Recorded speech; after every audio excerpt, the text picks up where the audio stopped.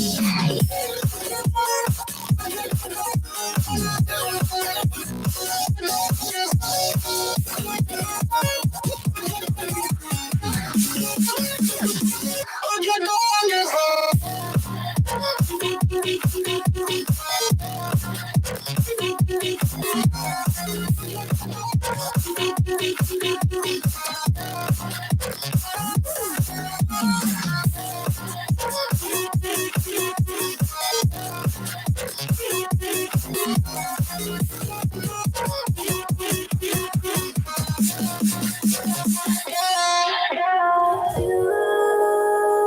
wanna know my feelings every time I look in your eyes. Baby, I can feel your energy, it's making me realize everything we've been through makes us strong enough. You and I. Everything we've been through makes us strong enough. You and I.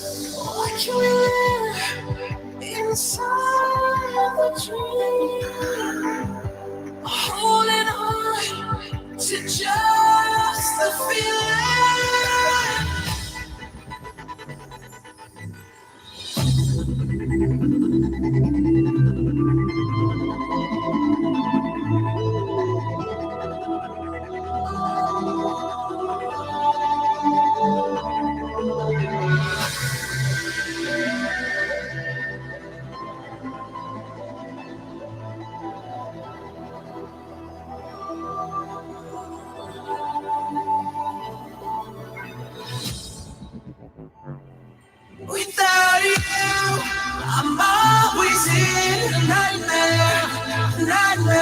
Without you, my heart won't beat again. Without you, I'm always in a nightmare. Without you, the feeling never ends. Without you.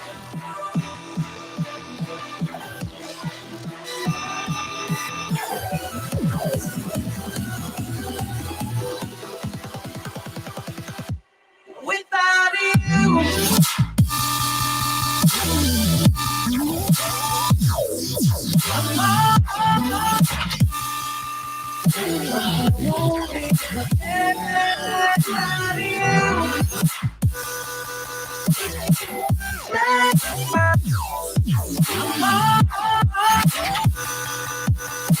not there, without you.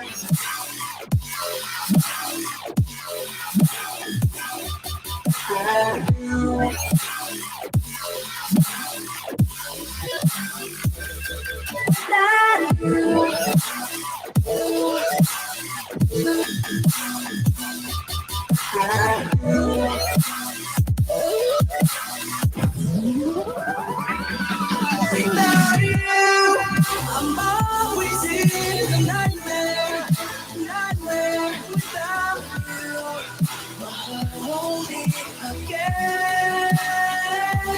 Without you, I'm always in a nightmare, nightmare. Without you, the feeling will never end.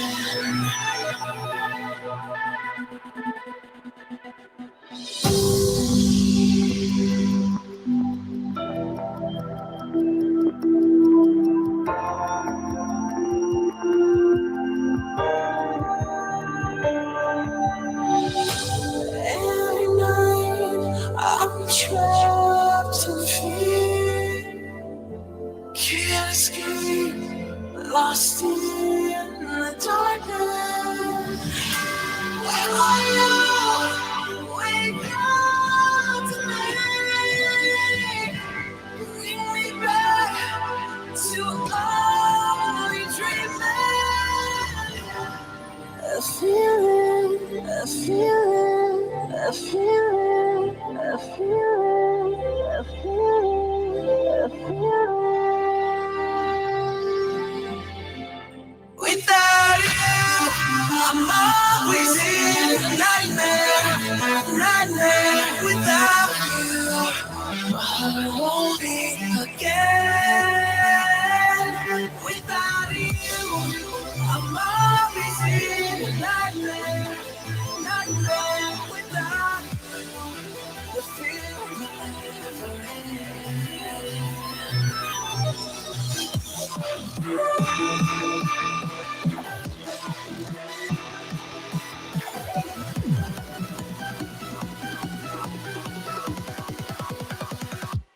Without you,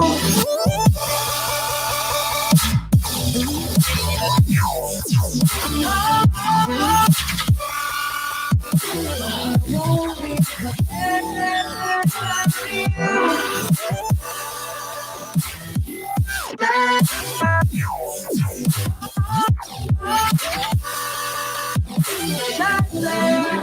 nightmare without you.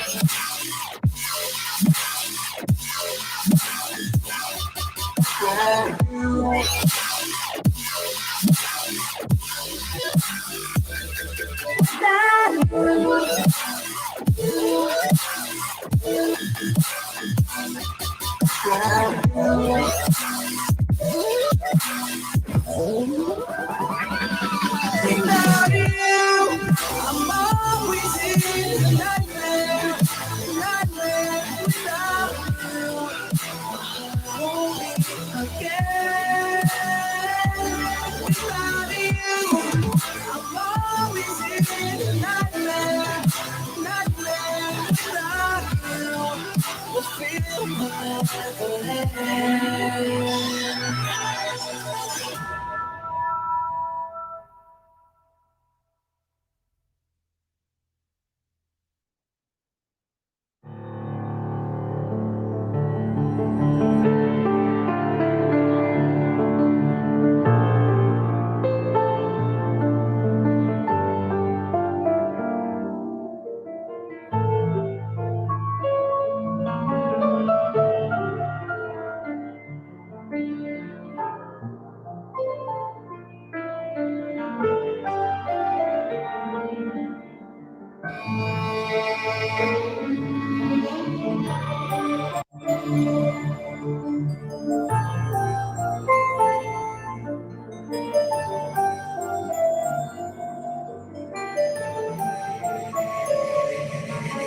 Say you chose again, a different story, different way.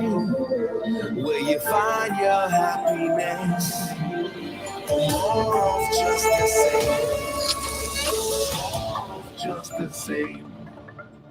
More of just the same. More of just the same. Talk about recording tonight. Just the same. I don't know what just happened, but It's time!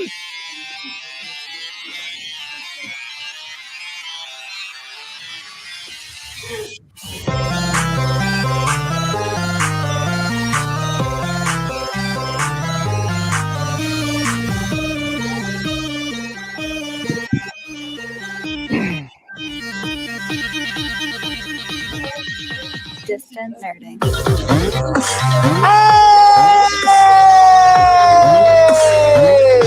Oh, how goes it?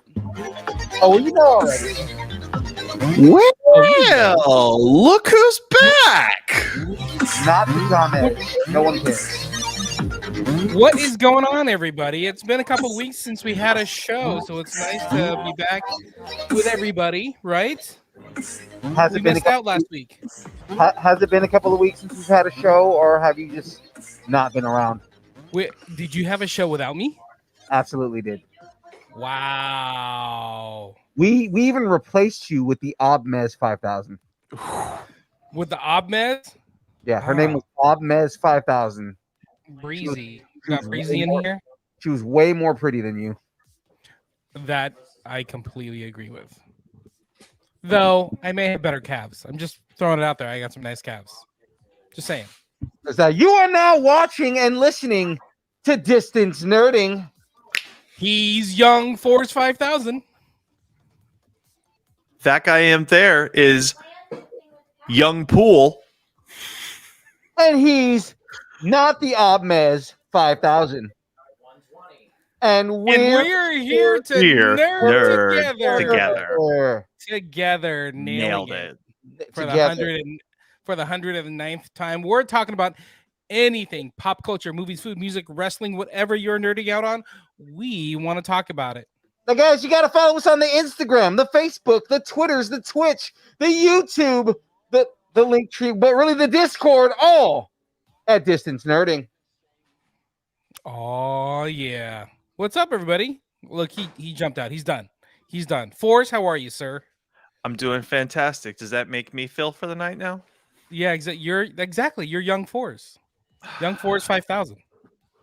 It's perfect. Whoa. That's a marriage of words. Right? I'll have you know. It's a happy pool. I'm already involved. Yeah. It's polygamy Involved with at its my finest. Mountain Dew. It's polygamy at its finest. It's great. It's great. Oh, there we go. That's exactly how you should be having it. Ladies and gentlemen, we are here. We are ready. We're ready to do this. Guys, this week on deck, we've got the Geek End Update. We're recapping the recap of SAC Anime. We're going to recap the recap while recapping the recap? Of the recap. Of the recap. Sounds like a lot of recapping. Absolutely is. Lights, camera, reaction. What you gonna do, brother, when Kang and the Ant-Man and the Quantum Mania run wild on you? Yeah. We got some starting rumors. Is Dave Filoni ghosting Star Wars again? And then the download. We have a kaleidoscope of nerd news for you. All right, but guys, before we do any of that, of course, we gotta talk the talk. And but first, let me get a shout out. Shout out to Poddex. In fact, this episode is powered by Poddex. Poddex are a unique interview, questions, and episode starters in the palm of your hand. So whether you're a new podcaster or an existing broadcaster looking to grow your audience, get more engagement, you're going to want to check out poddex.com. Use code nerding10, which is on the screen. Get 10% off your Poddex, and that's good on the app itself, which I think is like $40 for the entire year. So it's like less than a cup of coffee, a month for the entire Poddex set. The decks themselves, if you want the decks, shirts, cups, hats, all the things Poddex. Go get it. Poddex.com, nerding10 for 10% off. Cam in the chat asking, did I get the new flavor? Yes, of course I got the new blue raz flavor. We're waiting on that right now. Oh, okay. I guess we're gonna Are you gonna go get it? Is that what you're doing right now? I am right now. So, guys, we know that the show is powered by Poddex, but what does that mean? What is Phil powered by? Well, you know what? I'm gonna let you know right now. Phil is powered by Dubby. That's right. Dubby's an emerging brand of energy drinks created to help focus, concentration, reaction time with no jitters or crash. Dubby contains no maltodextrin, no sugars, no fillers, no artificial colors or dyes. Now, you may be asking yourself, what makes this any different from any other energy drink concoction thing that's out there? And I'm going to tell you about what that is right now. Dubby is one of few energy drinks that has neurofactor, helps you a neurotropic derived from coffee fruit. Neurotropic helps give your brain focus and clarity, while the 150 milligrams of caffeine and 3 essential B vitamins help you stay alert and energized. Guys, find out more about Dubby at www.dubby.gg and use the code nerding10 like you see on the screen right there, nerding10, to get 10% off your order. Completely worth it, guys. There are now, count them, there are now 7 energy blend flavors and 1 hydro blend, like a hydration, right? The 7 beautiful flavors are Push and Punch, Galaxy Grenade, Dragonade, Dub Sludge, Passion Joy Tea, and Beach and Peach. But the latest one, the one that they just released, is Blue Raz, the war against energy. Is that a whole new read? How long have I been gone? What is happening here? Yeah, it is a 3 whole weeks. What happens when you Jeez. leave, James? Dubby, I thought we were still on Red Bull. No? What's happening? No, not absolutely not at all. There's no Red Bull. No, sorry. Does not All right. give you the energy. I'm sorry. I would have jumped in, but I was too late to get the show notes. I've been sitting here silent like crap. I got nothing to run on. I can't do the Roshi thing. I can't do crap here. You don't have the new read memorized by now? It's been 3 weeks, man. Come on. I've been too busy caught up in my 30th anniversary deluxe edition of Death of Superman. Thank you very much. Oh, wow. Look at... Ooh, show that one more time. Bring that back. Show that sexiness. Look at that. The Death of Superman. Still in the wrap. 30th anniversary. Very cool. And that's how old we are. Where did you get that? You get it from Amazon or local comic book shop? Actually, amazingly enough, they had it at Books A Million. That was supposed to be like a limited edition thing. There was only like a set number of these books that were supposed to be printed, and there it was. And I'm like, I'll buy it. Thank you. Sure. What's Yeah, a no Books kidding. A Million? Exactly. Is that like a store, like a physical store in Florida Yes, it's a physical store in Florida. that a Florida man would frequent or something? Well, it's certainly not run by a guy named Walden. I'll tell you that. Gotcha. Okay. All right. Oh God. I'm Oh ruining my this show. goodness. Shout out to everybody in the chat. What's up, Cam? What's up, Eugene behind the mask? Oh my What's goodness. up to the Husbeard Graveyard? Graveyards in the chat looking for snuggles. I mean, you would snuggle that beard too if you saw how luscious it is. It is beautiful. There you I go. mean, cold night, warm fire, a blanket worth of beard. Exactly. What? Come on. What? What? Who's ready for a beard snuggle session? I love it. Oh gosh. Well, anyways, guys, it is now time for your favorite first segment of this show. Oh snap. It's got to get loud. The Geek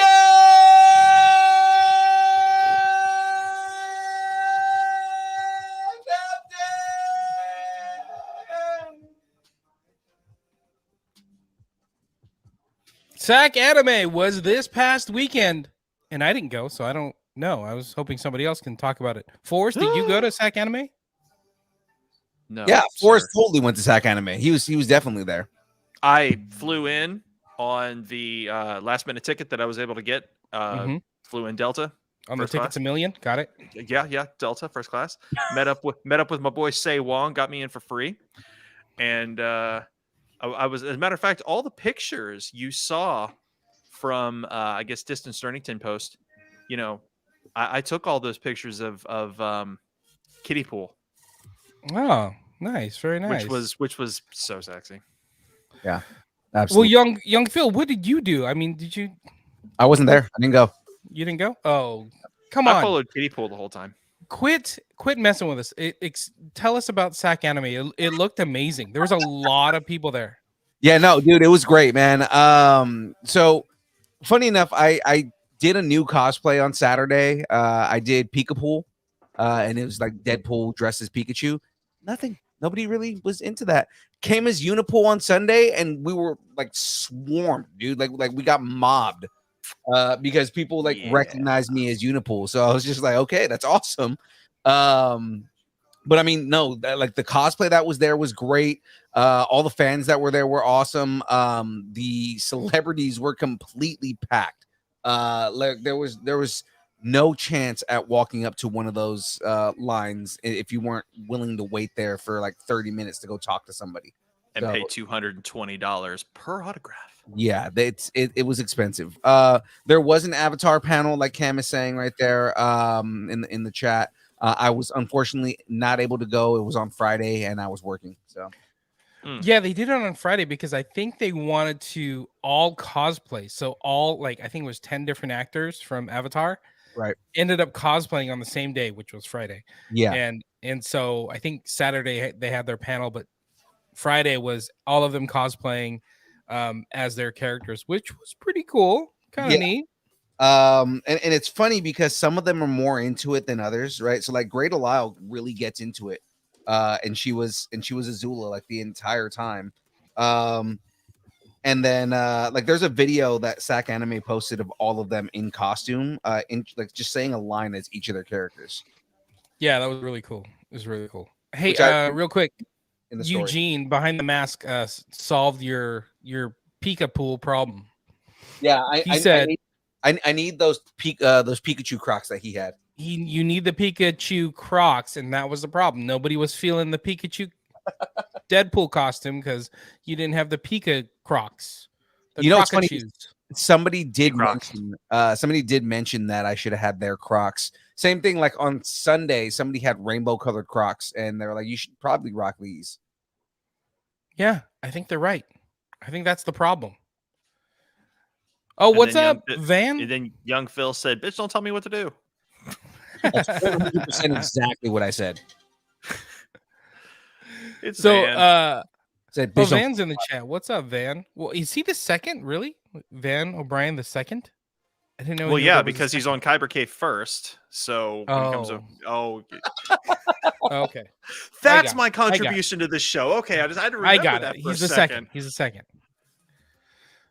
Does that mean? Oh, I mean, in order for him to be a second, does that mean that his son is technically a Van? Maybe, but he has comments about your Crocs wearing habits. He said, "Crocs are natural birth control." Those are my big rubber masturbating shoes. Do not make fun of my big rubber masturbating shoes. Oh dear God! Oh my God! So I want to know more about the show. Tell us about the show. Was it packed? Was there a ton of people? You talked about the celebs that were signing, and you couldn't even get close to them. Did you run into anybody? You didn't lick your fingers. Are you licking your fingers right now? What's happening? It's your job, but you ain't been around. Oh my goodness! We need some ASMR. Oh, that's not even so giving him the gross. whole screen for that. So gross. No, I mean, dude, it was packed. There was like a lot of just kind of people in general that were there. Now we did see Av from Beehive Collectibles. We saw Andrew from Toy Fusion. We saw who else did we see down there? We saw Cindy Rue cosplay, who's going to be on the show. Nice. I actually was on a quest to try and meet up with him in H2 the entire time he was there. He had a Broly costume on. And he was walking around as like a big giant, like, muscly Broly. And I couldn't find him. And there was like a joke that I was rolling around on Saturday. I was like, has anybody seen Broly? I want to fight him. He's probably going to beat me to dust. But I want to fight him. I also did heard see his that. costume. I also heard that you were unable to find Sailor Moon. Yes. Okay. Sailor Moon. Broke my So, freaking heart. You know what's funny is I saw her in passing, but like she didn't recognize my costume because she hasn't seen that costume in person. Mm. And as she's walking by, I was like I continue walking. I was like, wait, was that Aubrey? And she was like already gone at that point, and I was like, crap, that might have been Aubrey. And then confirmed later on, she was I told her like, yeah, I thought I saw you. She goes, no, I saw that costume, and I wasn't sure if it was you, so I didn't want to say anything. I was like, the same thing, because She saw you in that costume. She's like, and I was scared, so I avoided you. I was like, I didn't want to assume that was her, because I mean, how many girls were walking around in Sailor Moon? So I'm like, but this one looks like Aubrey. Like, Probably because she was messaging me trying to find manga for me, which was never There you found go. because they didn't carry the titles I was looking for. And well, crap. yeah, Hart chimed in about his kid. He said, he's not Van the Third, he's a minivan. That's pretty good. Get it? Minivan? Because that's Got it. He's a kid, Yeah. mini. I got He's it. minivan. So yeah, no, Sack Anime was pretty awesome. Definitely happy that we went to the show. Again, we ran into a lot of like just kind of awesome people there the entire show. And just generally was a good show. Yeah, I saw you taking a ton of pictures with Yeah. other cosplayers and people that just wanted to like that were attending but just wanted to see you, I guess, and Yeah. the costume up close. They're like, what the hell is this guy? We ran into a couple of people that that we've seen at other shows, like just kind of a combination of cosplayers and just kind of fans in general and stuff. And like it was already a cool feeling for people to stop me and say, "Hey, I have to take a picture with you," but then to take it a step further and say, "Oh man, Unipool, dude, I love every time I see you in costume." And I'm like people recognize me at this point, and I'm like, that's awesome. And then I got mistaken for D Pity a couple times. I'm like, yeah, I'm not D Pity. I don't have 40,000 followers like D Pity. Oh, you should have owned that shit. No. Like, follow my new Instagram at Distance Nerding. Yeah. There were a couple of people who and this happened at LA Comic-Con too, but like I guess I do such a good Ryan Reynolds that people are like, they think I'm Ryan Reynolds, or one guy thought that I had recorded Ryan Reynolds. Dude, Nice. own that too. Yeah, and I was like, yeah, no, it's not a recording. That's all me. Just one guy was, and he just didn't believe me. I was like, you really think this is a recording? It's me. Do you want me to say your name? And he's like, oh my god, dude, you sound just like him. How do you know I'm not him? Well, that's cool, dude. I'm glad you had fun. I'm glad you went. And shout out to Tyler. He helped wrangle you like all weekend long, right? Yep, because you weren't there to do it. Exactly. I don't want. Hey, Come but on. maybe if you guys can get over here and do MegaCon Orlando, that'd be something fun. Just put it out there. Orlandeezy. How- Okay. How does Roshi feel about MegaCon? Well, I've got to tell you, Florida is one crazy place, but it would be even crazier if Distance Nerding made their way out here. Yeah. Dude, speaking of Roshi, and there's got to be pictures of us somewhere, but there was a prime Master Roshi that was there, that was in character and was doing the voice perfectly. Oh, no. There's only one person alive who could do the voice perfectly. This Yeah. guy. He was doing it pretty good, man, and he had the most inappropriate props, but they were hilarious. So Nice. he had on his belt, he had 2 Pokeballs that were linked together, and he's like, "You want to hold my balls?" Yeah.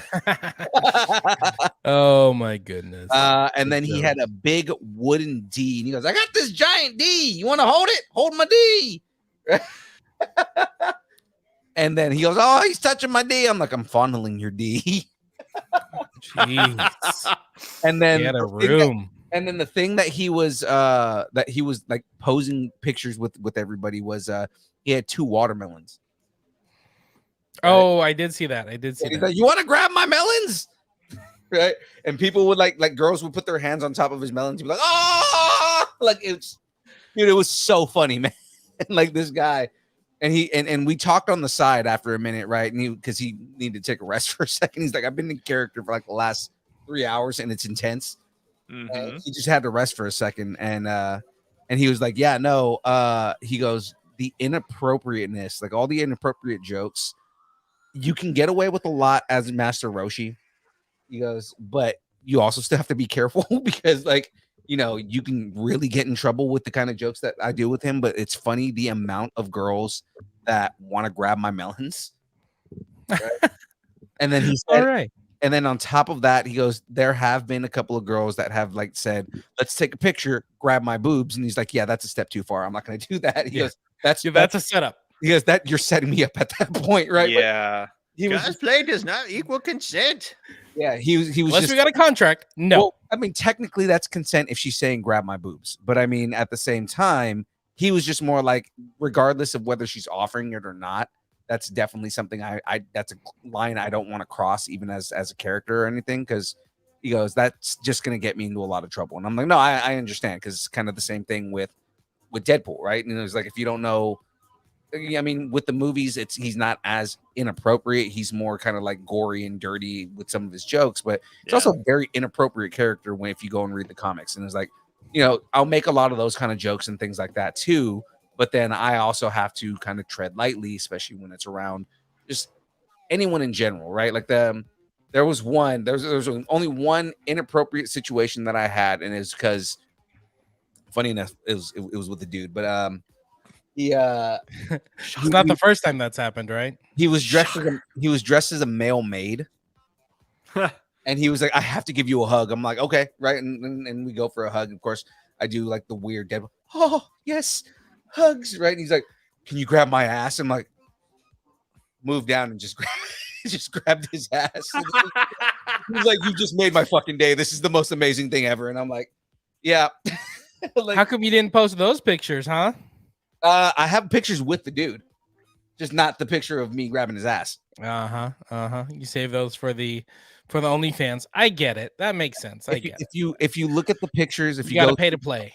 If you go through the photo dumps, there's a picture of me as Unipool with a guy in a maid costume, because there was a couple guys in maid costumes that I took pictures with, but the guy in particular, there's also a guy who had a inflatable alien that was carrying a person costume. I've seen those. Yeah, so if you find that picture, that dude, there was some ass grabbage going on. Well, that's cool. Glad you had fun and grabbed guys' asses. That's great use of our time. And real quick, shout out to Ark, since he got you the tickets. That's real cool that he threw you a bone, threw you some shekels, and got you some tickets. Yeah. Again, yeah, just what he's saying right there. Shout out to Van. Van, you are the man for hooking us up with that. Van, Shout you are out the mini to man. Frey Girl in the chat. Oh, Frey Girl in the house. What up? Cool. I like it. Are we ready for this? Are we ready to get into this? Enough of your man ass grabbing. You know what? Do not talk about my man ass grabbing. Also, you forgot to talk about KyberCon, asshole. Oh yeah, sorry. KyberCon. Well, if you would post the event, then I can have all the info in one place. KyberCon 3 is coming February 11th. We are like a month away from KyberCon 3. Yeah. Details to come. We're going to have the venue. We're locking it down as we speak. Some special guest hosts. Young Phil may be hanging up Young Phil for a day and being DJ Anonymous for the day. So we should see what's going on and come see Young Phil mixing it up. Unfortunately, bring back. Yeah, you guys are going to bring back DJ Anonymous, which hasn't been around for a while. It's gonna be awesome. We're gonna have special guests, some celebs signing autographs. I think some vendors. I think we're gonna have some saber dueling or saber show going on. It's gonna be awesome. So, Kyber Cave, more to come on that. 3. What? Yeah, exactly. More coming. More to come on that. More to come. Okay. Speaking of more to come, let's get more trailers in here. All right. Well, guys, it is now time to get into the meat of the show. It's time for the download. The download. It's not the download yet. It's the main part of the show. but it's not the download part. Download's the news. We'll get there, guys. We're starting off with lights, camera, reaction. That's what we're doing There here. you go. Gonna anger the James. I'm just teasing you because we don't have an intro for it yet. Yeah, no, we don't yet. Okay. So, all that being said, ladies and gentlemen, welcome to Lights, Camera, Reaction. Now, we've had 2 trailers so far. Well, we had a teaser and a announcement trailer. So this would be, being that this is the 3rd one, this would be the plot trailer, right? I think so. I think you're right. Teaser, plot trailer. Yeah. Okay. Because it's usually teaser, announcement, plot trailer. Let's just see what happens. Have you seen it yet, Force? Not this particular one. So you guys are always bringing the goods. Thank you so much. No worries, man. So before we jump into the video itself, so initial kind of like expectations, reactions. Forrest, what do you think? Okay, I'm not gonna lie. The 2 Ant-Man and Wasp trailers I've seen up to this point, regardless of the negative tones I'm getting from people, I'm actually pretty excited about it. I've loved the Ant-Man movies. I love Ant-Man and Avengers.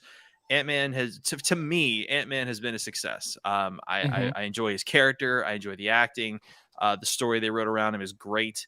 And if I'm not mistaken, this is supposed to, correct me if I'm wrong, this is basically supposed to kick off the next Thanos level event. Yes. Like this is it. Like Captain America, the first Captain America kicked off the whole Infinity Stones thing, which took us how many years to get through? 9.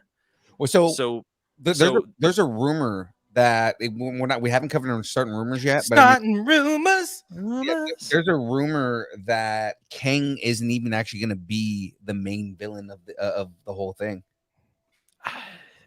There's a rumor that Kang he's going to play a heavy part in everything, but he's the pre-villain for the Beyonder. Okay, we're like 9 years away from that. Let's and I'm not get getting through the younger. trailer. I'm getting thinner, but I'm not getting younger. Yeah. James, initial reactions, man.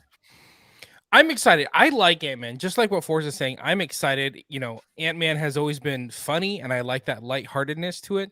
But I'm figuring out the role he plays in all this, and he's really just a dude. Like he has all these like big, hanging out with the Avengers, but he's just a dude that has certain things that he wants, needs, and cares for. And I think Kang's gonna play into that. So we'll see. But I'm excited for it. Yeah. Me, as far as initials go, I mean, I do want to see more Kang. I like the small little teaser that we got in the last trailer, but I'm hoping we see more here. Plus, again, I haven't seen anything as far as this goes, but everybody's been talking about MODOK and how MODOK's in the trailer, and I'm excited to see that, because I want to see how they bring MODOK into this and what he looks like and kind of how that works out. So that's I mean, this whole thing has got me excited. So you guys ready for the trailer? Let's do it. Yeesh. All right, let's do this. Make it big. Make it big. You're an interesting man, Scott Lang. You're an Avenger. I like that. Right off the bat, more Kang You talking. have a daughter, There you go. but you've lost a lot of time, like me. There it is. He's playing into We what can he help wants, each what he other needs. with that.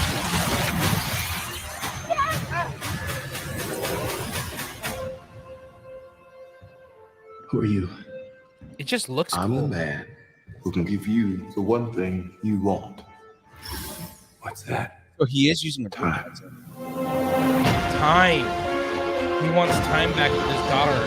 Yes. It can rewrite existence Oh, wow. and shatter He is. timelines. Whoa. You cannot trust him. I don't care who this guy is. I just lost so much. 2 Ant-Mans. He can give us a second chance. Ant-Man. Look at him, Ant-Man.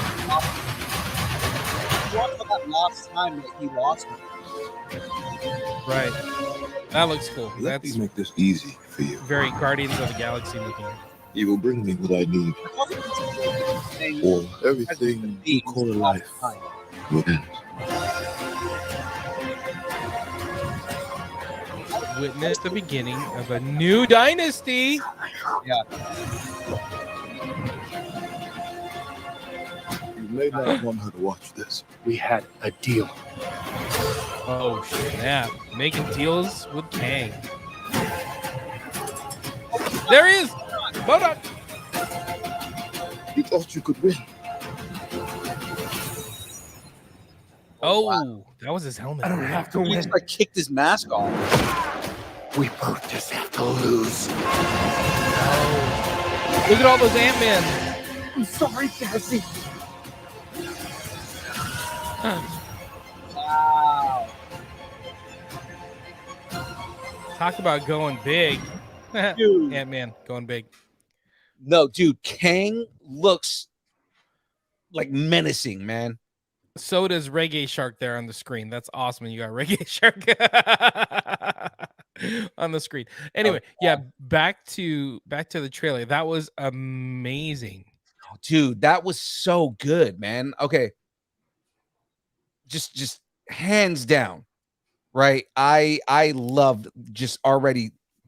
I was already loving what was coming out of this, right? And like kind of like what the original trailers were showing and everything, but like we get way more Kang in this, right? We see him in full costume. We see him using like, you know, weapons and things like that, and just kind of like the power that he actually has. We saw MODOK, right? I mean, MODOK looks like scary, dude. Like, that's awesome. You know, and like you call it, James, like it's he wants time back with Cassie. That's the hook, yeah. Yeah, and I mean, I think that's been the thing. I think that's where they're trying to, like, you know, get everyone back, because they released the original storyline for Black Panther, and it was supposed to be that T'Challa Father-son thing. right, but that he was lamenting time, right? That he lost 5 years with his son, and he wanted that time back. Oh, wow. Right, that was kind of the theme that he said. That's what the original story was, is that he lost 5 years with his son. Interesting. You know, Very cool. same thing where, like, you know, if with Black Panther now, they didn't focus as much on the time thing, but like, you know, that's originally was supposed to be he was regretting the loss of time. They said it was always supposed to be a movie about mourning, and it just shifted from mourning about the loss of time to mourning the death of T'Challa. Gotcha. And moving into this, you know, again, they're going into a mourning of time. He's mourning those 5 years that he lost with Cassie, because Cassie was damn near an adult by the time he came out of the quantum realm. You know, But you know, she didn't look like she was upset. Usually there's some kind of drama or issue around that relationship, but she seemed very like, I miss my dad, I'm into my dad, I love my dad. So right. interesting. The thing is, it's more Scott lamenting that time, and Scott being like, I lost her entire childhood. I did not get to see her grow up, you know, and I think that he regrets not being around for that time, even though there was nothing he could have done about it. Right. Fours, you got like teenage daughters, right? I have teenage daughter. Oh, there you go. What would you do missing 5 years of that teenage daughter scenario? Well, I certainly wouldn't be making any deals with conquerors to get it back. That's for certain. You know, I hate to be that guy in the room, but why now? Why freaking now? Like, we got to see in Spider-Man how the kids, you know, like they went the what they call it, the blip, is that what they're calling The blip. it? The blip Okay. is what they called it, yeah. So the blip happens, and we see what happens when everybody comes out of it, right? Like everybody who was like a 7th grader is now a senior, and these guys who came out of the blip, they haven't aged at all, right? So everybody's all like, oh no, you know, my dad got older, or my grandfather passed away, or, you know, my younger sister is now my older sister. Like everybody suffers. You know what I'm saying? Like even Peter, Peter suffers. Like, my God, Peter's been through enough. I was gonna say Spider-Man was like the funniest one of all of them because like there was like what was it, like the one kid that was like somebody's little brother, but then when they came out of the blip, he was like the same age as everybody. Yeah, exactly. And freaking, I don't know. I've to give. Oh God, how do I say this? To focus an entire story on a character like Scott and make it just about, oh, I want time back with my daughter. Like, I feel like that kind of throws away the importance of how the blip affected everybody in the universe. Like, it's not just him, but he's going to go ahead and warp reality so he could have 5 years back. I'm like, dude, appreciate the time you have now. Look where your family's at. Look, just me being me. Sorry. Just think about what you have versus there what are you so don't have. many more important things to be covering in the Marvel universe right now besides what the blip did. Like, I think everybody, honestly, after Spider-Man made its debut, I think everybody kind of just got over the whole blip thing. It's like, okay, Thanos is dead now. We lost 5 years. Let's treasure the time we have. Right.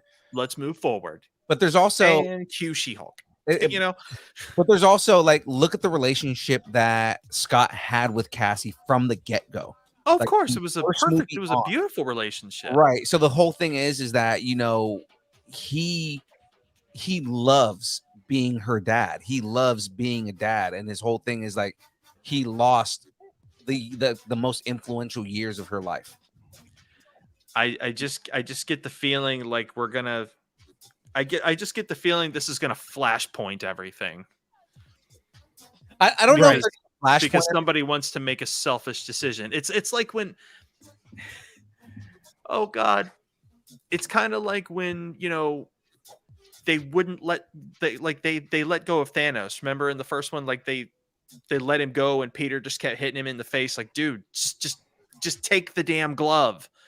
Don't get all personal. That's what I feel like that's what I feel like is happening. Like Scott's going to get all personal and everything, and it's going to throw us into a whole great big cosmic thing because the whole thing is how else do you give Kang the power that he needs? I don't know. Loki's pretty good at effing things up. It's true. Loki set in motion the events that are happening in this movie, because Loki season 1, if they wouldn't have killed He Who Remains, then Kang wouldn't have gotten out. Yeah. Oh, that's a good point. I don't know. I see where Scott is coming from on this. Maybe Kang just deceives him and is like, hey, I can give you that time back without screwing up the entire timeline. Maybe there's other things going on and Scott's just being a pawn. That's what he is. He's been a pawn, right? Because time more about Kang's cunning more than anything, right? And I mean that's kind of like one of the biggest things about Kang the Conqueror is that he's a very cunning person. He's got a silver tongue, right? So it's kind of like, regardless of the decision that Scott's making and whether you believe that it's wrong or not, in the moment, like say you lost a bunch of time and you're not thinking logically, you're thinking like you do get emotional, and somebody is sitting there saying, I can give you all of the things that you want. Mm-hmm. I can give you the Popeyes chicken sandwich. I can give you a Big Mac. I can give you a double. Yeah, I feel you. I can give you that McRib. Yeah, forever. Those I can give you those pickle pork rinds that you love so much. We can make distance nerding a permanent thing on Mountain Dew. Exactly. We'll go back in time and make your own Mountain Dew flavor for distance nerding. Yeah, exactly. You can make it all happen. We can make a distance nerding beer. It's a thing. Ooh, Mountain Dubby. Oh yes. I love it. Dude, but you know what? I really liked this trailer. There wasn't a ton of dialogue besides Kang, but it shows where Kang's kind of coming from. And I dig that, getting his side of what he wants. And he's really putting Scott in a bad position. So maybe it's just not just Scott and his motives, but maybe it's Scott trying to save his family because he doesn't want to get, it could be he doesn't want to get his family erased Yeah. You know? So we'll see. And did you see all those Ant-Man making a little ant pyramid at That was at really the end? cool. That was really cool. That was dope. And I maybe hope they didn't tell too much story with this trailer. Like Marvel's kind of been doing that a lot lately, especially since Multiverse of Mayhem. It's like too much stories getting dropped in these trailers. Well, Marvel's still been really good about when they drop their trailers. It seems like it's a lot, but then when you go watch the movie, it's like, oh my god, this wasn't even a piece of what is happening in this movie. Same thing. Like you look at Wakanda Forever, right? You look at all the trailers that came out for that, and you're like, oh my god, they already gave me everything. It gave you nothing if you go watch that movie. You know, like I haven't seen Wakanda Forever. I still don't know the exact story. Yeah, that trailer does not give you half of what happens in that movie. Don't feel bad. I still haven't watched Andor, so you know. Sorry, Jen. That's your own problem because you don't have to leave your couch for that. You don't have to hire a babysitter to watch 3 kids just so you can go see the Black Panther movie. So you're spending like $300 on a babysitter for a night to go watch a movie that's everybody else has seen. All right. Not that I'm angry about it, but I'm angry about it. You want to tell us how you really feel? I don't. Because you've been missed. It's so sad. It's so sad that I haven't been able to see a movie. No, it's true. Hey, at least Wakanda Forever is going to be on Disney Plus on February 1st. So exactly. My wife was like over the Christmas break. She's like, "Hey, do you want to go see a movie?" I'm like, "Oh my god, thank you so much. You know that I've been wanting to see movies, and I appreciate it. Thank you for thinking of me. Let's go. Who's gonna watch the kids?" And she's like, "We are." I'm like, "We're taking them to Black Panther, but you know, whatever. Okay." And she's like, "No, we're gonna go see Puss in Boots." I'm like, "Oh, son of a." You know what's funny is, and I haven't gotten to redeem it yet, but one of my Christmas presents, Jackie got me a gift card to Regal. That's nice. I would love to go see Black Panther with you. Thank you for that nice invite. I appreciate an invite. See, actually, and I am inviting you. I actually want to use it to go see Avatar. If you want to come with me to see Avatar, but that's only if you can get three hours out of a day. Maybe if they have like a 2 a.m. showing, maybe I can make it. Okay, possible. I'm not touching that with a 10-foot pole. Cam saying he hopes MODOK gets a good amount of screen time. I think he will. MODOK is too big of a character to only give him like 10 seconds of screen time. Plus, the way that they're showing him in the trailer, it looks like he's in a major battle, which means that they're not going to just introduce him off screen and just like on the side a little bit and just be like, "Here's MODOK." The hell, know, man. Fighting everybody. Here's MODOK. I feel like he's going to be a mini boss. He's a mini boss, a mid boss. Yeah, you know what I mean. I have the feeling that he's all. I agree with you that he's going to be a mini boss kind of character, kind of thing. But I also don't think again, he's a pretty major character. He's going to make his way to, like to our world, to like regular 616 realm, right? Because you're gonna see him fight other characters. I would love to see him go up against Deadpool and Wolverine. That shit would be hilarious. There you go. Oh, what did Fragirl say about 616? She said it earlier. There it is. My theory: Scott will die, but not our 616 Scott. Right. So it's gonna be a multiversal version of Scott is gonna die. Yeah. I mean, in the trailer, we kind of see an Ant-Man die or get unraveled. Right. Maybe that's it. Maybe as they're trying to stop Kang and he has to get all these other Ant-Man to help, Kang's undoing timelines and just wiping people out, wiping Ant-Man out like he's got some bug spray or something. That's nuts. And Loki needs to be brought to justice, right? I mean, we're gonna see that in season 2, so we'll see all that pop up. Oh my goodness. Woo. All right, let's rate it because I'm excited for it. Forrest, what do you got? I'm gonna give it 9 wasps out of 10 beehives. Okay. All right. I like that. James, what do you got? I would give it 9 unraveling giant mans to 10 Kang with a blue mask, and I love how they handled that blue mask to Kang's blue masks. To make him look like the comic book Kang. Yeah. Yes, that was so cool. It's like, how are they going to make him blue? He's not. His mask makes him blue. There you go. That looks great. I love you, Kevin Feige. I know, right? I'm also going to give this 9 Pym particles. Oh, just coughed up a Pym particle right there. You all right? 9 Pym particles out of 10 W-Doos. No, out of 10 MODOKs on the field, destroying different Scotlings.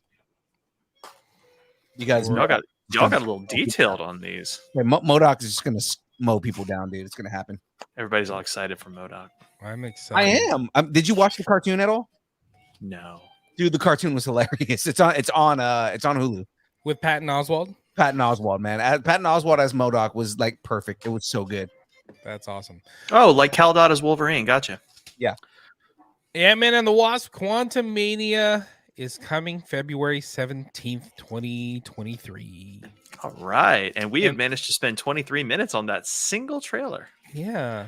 I'm okay with that. It's okay. I'm okay with that. Good stuff. As Well, long as we can spend, never mind. I'm not going to say it yet. Going there. We'll go there soon, but not yet. Well, guys, it is now time for us to move into the next segment. You know what segment that is? Starting rumors. I don't know anything.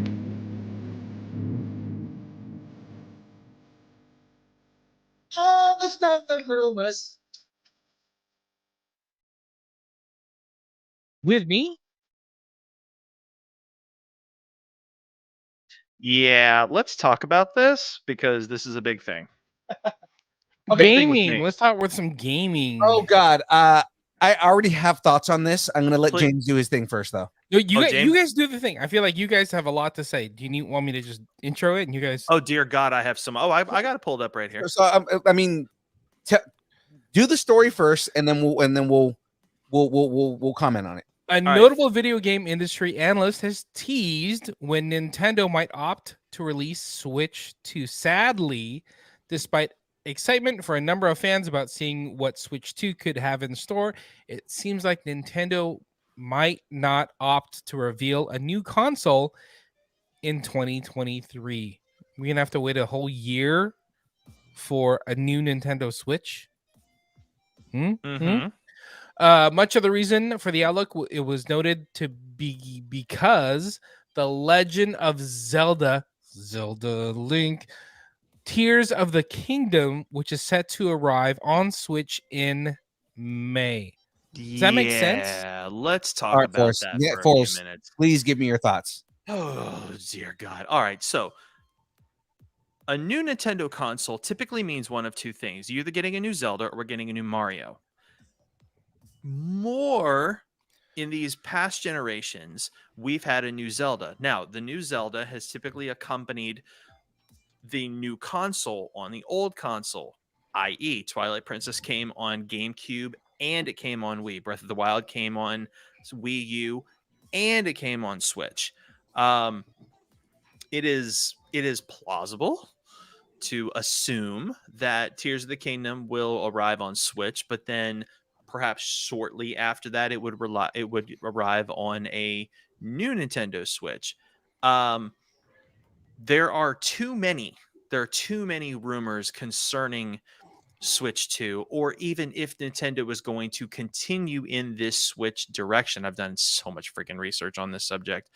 The most popular rumors having to do with a new Nintendo system is it's having to do with the advancement of the mobile market. Let's break this down if we have time. Yeah. Nintendo, since the development of the Game Boy, has won over the hearts and minds of mobile players, but that's in Western culture. If we look at the Japanese market over the past 15 years, perhaps even longer, The Japanese are very, very, very mobile. Yeah. Planes, trains, subways, schoolyards, everywhere they go, they have a mobile device. For a long time, PS Vita was a huge, huge thing. Nintendo 3DS, enormous. And when Switch hit the market, it was done. Switches are everywhere. That's why I was going to say Switch like completely changed the market for them. Switch changed everything. Now, moving forward, if we look at Nintendo's pattern, when they broke off from the graphics market, when they went into Wii to make it a more integrated, more family-oriented physical experience, they weren't that far off kilter. It was a magnificent thing. A lot of couch gamers got pissed off because, oh well, it's not meeting the graphical requirements for what we like to play. I want to play Call of Duty at the max. Shut the hell up. This isn't about Call of Duty at the max settings. This is about getting off your ass and doing something. The Japanese mobile market was already there. Right. I mean, that's already there. That's kind of where we like sewed up the market, was because you could be more active while playing a video game. Like, that's why I like the Wii so much. So let's fast forward. All the problems that we had, the Switch kind of picked up on a lot of that too. So let's fast forward to today. A lot of popular opinions lie in that Nintendo is waiting to capitalize on the mobile market. What does that mean? Well, Nintendo, if you guys didn't know this, has bought into your phone. There are Nintendo games that you can now have as apps for on both iOS and Android. I've got a crap ton myself. What I think is going to happen, and watch, I'm about to segue. Watch this. I'm about to segue an early taco on the table. Tacos on the table for Nintendo. Nintendo is going to close the mobile video game market and become all exclusive, rather than have a base system, which they could. This was fantastic. This was brought up by Repulse Collectibles owner Link, who he and I were discussing. Nintendo could come up with a system called Home Base, which would be a PS5 level dock, which you would put your current Nintendo Switch on, and it would play your games in 4K, 60 frames a second. But it has to use the power of the dock, which would be powered by NVIDIA, because the other systems run on AMD. I'm getting too technical, I know. Wait, hold on, just so I can catch up. Isn't that kind of what the Switch does? Sort of. But spoiler alert, Steam Deck beat them to it. Oh, yeah. So... And NVIDIA actually just came out with an emulator model that's designed to work with cloud gaming. Correct. So now with Steam Deck doing what it can do, a lot of consumers are looking at Nintendo like, okay, guys, we have PS5, we have Xbox Series X, and now we have Steam Deck, which you can just do everything Switch does. What the freak do we need you for? Yeah. Well, funny you should ask that. Nintendo is also venturing a lot deeper into the Wi-Fi market. And check this out. This is where the rubber meets the road, the tacos meet the table. If Nintendo makes a big enough investment into the cellular market, you could then integrate all your gaming, all your Wi-Fi, and all your media in one device. They could actually make a smaller Switch more powerful than a Steam Deck, and it would literally dominate everything. As long as there's a dock to play it on, you could play you could play in 2160, which is 4K. You can play mobile in 1440, which is what current VR runs on.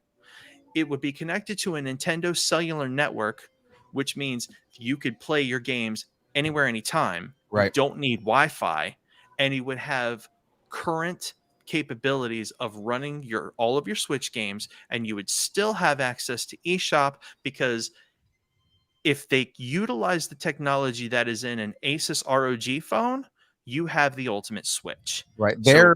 So why aren't they doing this now? My theory, they're trying to close in on the cellular market, because it's the only direction they have left to go. they're basically doing what the original Xbox did for the console generations, right? Like they when I say that is because when the first Xbox came out, that was the first time that anybody had tried to integrate all different types of media into one device. So, and that's something else you also have to pay attention to. What is the purpose of each console at the moment? PC wants to be the master race. Xbox Phil Spencer has already stated globally, Xbox is supposed to be your all-in-one central focus media entertainment system. It's not supposed to be the ultimate gaming system. It is the ultimate entertainment media system. Right. PS5, Sony is shooting to be your ultimate gaming system. Right. But if Nintendo capitalizes on the cellular market, it will be the global king of the mobile gaming market. And I'll tell you something else. If Nintendo can strike a contract and be able to play just about every app your phone can play, including its own original and third-party titles, it's done. Right. Nintendo will then be the most powerful gaming unit in the world, and Japan will lead the way with mobile gaming. Tacos on the table. No, and okay, Thank you. I am fours. With what you're saying right there, again, let me actually put this up right here.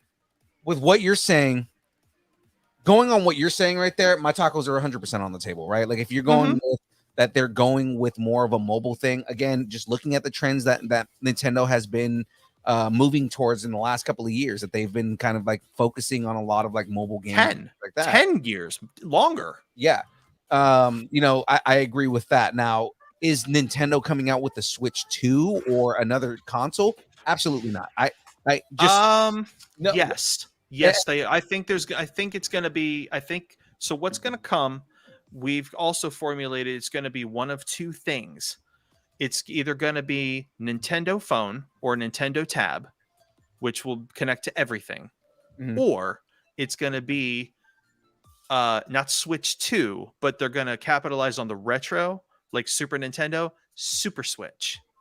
And Super Switch will do everything I just told you, capitalizing on the mobile market, and it will play in 1440p. Well, right, but what I'm saying is that I don't think that they're coming out with a new console anytime soon. They keep on 24. They keep on saying, they have no plans to release a new console. Like they're happy with what they have right now. And I mean, they could be swerving, but at the same time, I don't see it happening. Okay, so things to really keep your eyes on, because Nintendo is going more and more mobile, and if they follow this trend, you need to keep your eyes on the cellular market. What is iPhone capable of doing? What is Android capable of doing? What is Asus 100%. doing? Yeah, because the iPhone is getting more powerful every generation. It is, but also I'm telling you, go look at the ROG phone. The ROG phone is the ultimate gaming phone, the ultimate gaming performance mobile device. If Nintendo can get on board with what they're doing and get NVIDIA to release a Tegra powered processor that can do that, it's game over. I mean, you're talking about a PS4 Pro level mobile device. Done deal. My tacos are on the table in front of fours because that was like the best take on everything. Super Switch. Super Switch is coming. They're going to capitalize on Wi-Fi. Have you seen Nvidia's new deck? I don't know. Which deck are we talking about? So Nvidia just came out with a new deck that has integrated Xbox Game Pass cloud service on it. Yeah, I got my tacos to talk about concerning cloud service too. No, but I mean, like because I remember years ago when Nvidia had the entire concept for that going before anybody was doing it. Because I had a family member that worked for NVIDIA that was working on the servers. And he was telling me about server-based rendering and where you actually don't have to render on your own computer. You can render through a server, and the idea was eventually they wanted to create gaming cloud services where you didn't even need something that had that much power. You just had basically everything would render on their servers, and you play it on your device through a stream. Yeah, and they kind of need to get away from that formula because a lot of people do not live in areas where their down or upload speed is that good. So it's almost like trying to play on PS Now, which was so laggy. Yeah. Like cloud-based gaming is awful. Like it's not perfected. We're not ready for it yet because too many people have just because you can do that locally with the Xbox Series X, and I've tried it, and it's not the greatest. And this is why Xbox reigns supreme, because Xbox gives you the option to get the whole freaking game downloaded, and you just play it. Right. You just play it. Right. There's no reason to load anything on a server, which is just begging for first generation WoW problems. Yeah, because like I said, when I tried it on Xbox, like Xbox Series X, I tried playing Destiny like on my phone. You poor man. No, because I was trying to figure out a way to do it, like when I was working, and if I was like, if I had downtimes, like, well, okay, how do I figure out a way to play a video game in my truck when I'm like got no trainings or anything to do, right? I'm just sitting in my truck doing nothing. And because my boss actually said, he goes, if you get it like a Steam Deck or something, I'm not gonna get mad at you guys if you're playing video games while you're in your truck, right? So like guys will bring like a Nintendo Switch or something like that and play it in their truck. So I tried okay, well, let me see, is there a way, because I can link my Xbox controller using Bluetooth to my phone, right? So I can link that to my phone, bring a controller with me on that, and connect that to my phone, and then I tried playing Destiny, streaming from my Xbox. All you need is an internet connection. So streaming from my Xbox to my phone, and it works. It was just a little bit it was a little laggy. So like when I did something like, you definitely don't want to play like Call of Duty or something like that on something like that. Anything PvP, you don't want to play because it's not the greatest. If you're playing PvE, it's usually okay. But now, before we move on, I am going to give you the single con of all of this. Nintendo has never been really forthcoming concerning price. If you want the full Nintendo experience, not only are you going to have to buy accessories, if they go full cellular, you're probably going to have to buy into a new Nintendo network, which means you're going to need a phone, either like a Nintendo phone plan. Because if Nintendo can provide you with 5G capability on that device alone, without the use of your cell phone provider, you're probably going to be paying cell phone provider prices for it. So on top of the system itself, which will be powerful, I foresee a device of this caliber probably being around $400 to $500 for the device, right? More for the accessories. And let's not forget, if Steam Deck is going to be an example, there's going to be tiers. So more memory, more flash memory is going to be more costly. So you're probably looking at between $500, $600, and $700 for the device, probably another $200 to $300 for your accessories plus protection, and then if it's got 5G or 5G LTE on a Nintendo network, you're probably looking anywhere between $40 to $60 a month to be able to take full advantage of all this stuff. If you're a diehard Nintendo person who's totally invested in this, then God bless you. Go ahead and go for it. But again, Nintendo is costly. They are costly. Absolutely. And they will charge. Cutting edge, going to be fantastic. Going to dominate the mobile market, but I guarantee you, we will pay for it. I promise you. Right. Well, guys, staying in the realm of gaming, James, you want to get on this next story? Let's do it.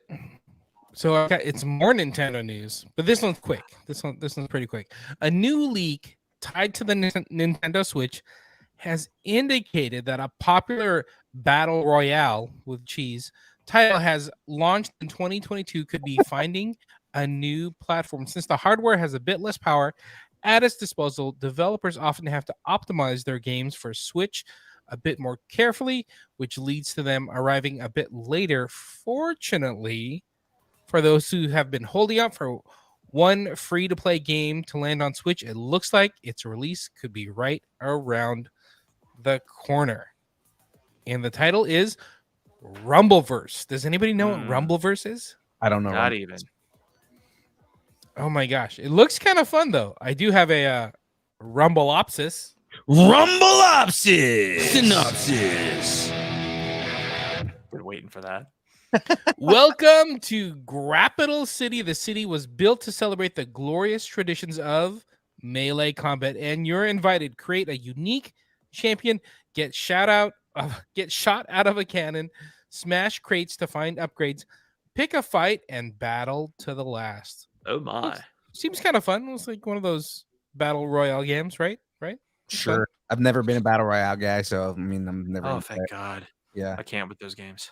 Originally released for PlayStation, Xbox, and PC last summer, Rumbleverse is a melee-focused battle royale game that is developed by Iron Galaxy and published by Epic Games, the studio behind Fortnite. Of course, look at that. Epic's gonna make more money. Of course, it's like, oh, it's a clone of another game that we play. Let's just that we made. Let's do that, which is a clone of another game that already exists. I mean, they're just capitalizing on clones, right? Like, is that what everybody's doing? Capitalizing on clones? I mean, Palpatine did it. I know, right? You know? It's like, oh, okay, let's see. Rumbleverse is a clone of Fortnite, which is a clone of PUBG, which is a clone of Arma. The very sad thing is that I've never heard of Arma. I feel bad. Yeah. And I mean, Arma, DayZ, I've talked about this in the past. DayZ originally wasn't a battle royale game. Arma DayZ, Arma it was like a military simulator, right? Funny enough, we actually use it in training in the army. What, really? Yeah. And it's the dumbest stuff. Like, it's like, you know, it was like army simulation, and then DayZ was not a fan made, but it was like a it was a mod, right? And DayZ like turned the entire game into a survival zombie game.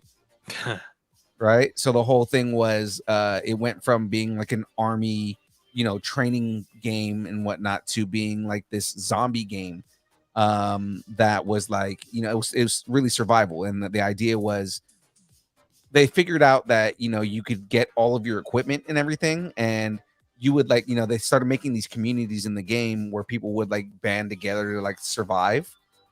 And somebody figured out that, you know, you can go and attack the people that are like making these clans in the game, and when you kill them, you could raid all their gear. And when you kill these people, when they respawn, they had to restart from scratch all over again. So like people were pissed, right? Rage quitting Central. And what ended up happening was, with all these people, like, you know, doing raids on other survivors and stealing all their equipment, that became it's basically somebody made a clone and PUBG was born. Right. And then and then with PUBG, they I mean, Fortnite was just a clone of PUBG. And all they did, the only mechanic they added into it was building forts and stuff like that, which again, you know, that to me, that's what everybody loves about the game. It's Fortnite with guns. Is Fortnite like a melee game, or is it? No, Fortnite it's a shooter, but like you start off with an axe because you have to do like resource building and gathering so you can build forts to protect yourself. Yeah. It's very popular among the, you know, 12-year-olds? 8 to 16-year-olds and those who it builds toxic culture from a young age. Oh yeah, much more toxic than what Mario Party or Mario Kart could ever do to a relationship. But I mean like Call of Duty is a pretty toxic game, right? Like the people who play Call of Duty are pretty toxic. That's why I'm the way that I am when I play that game, is because I like to piss off toxic kids, right? But Fortnite, it takes that toxicity to a different level, and you have these kids like you're not living until you have an 8-year-old tell you that you're trash, or that he boned your mom. Yeah. Wait, what? Yes, it happened. Who did what? My nephew is one of those kids, and he's the biggest shit With talker. my mom? Yeah. Oh, so rude. He's the biggest shit talker. He's 8 years old. You just want to That's awesome.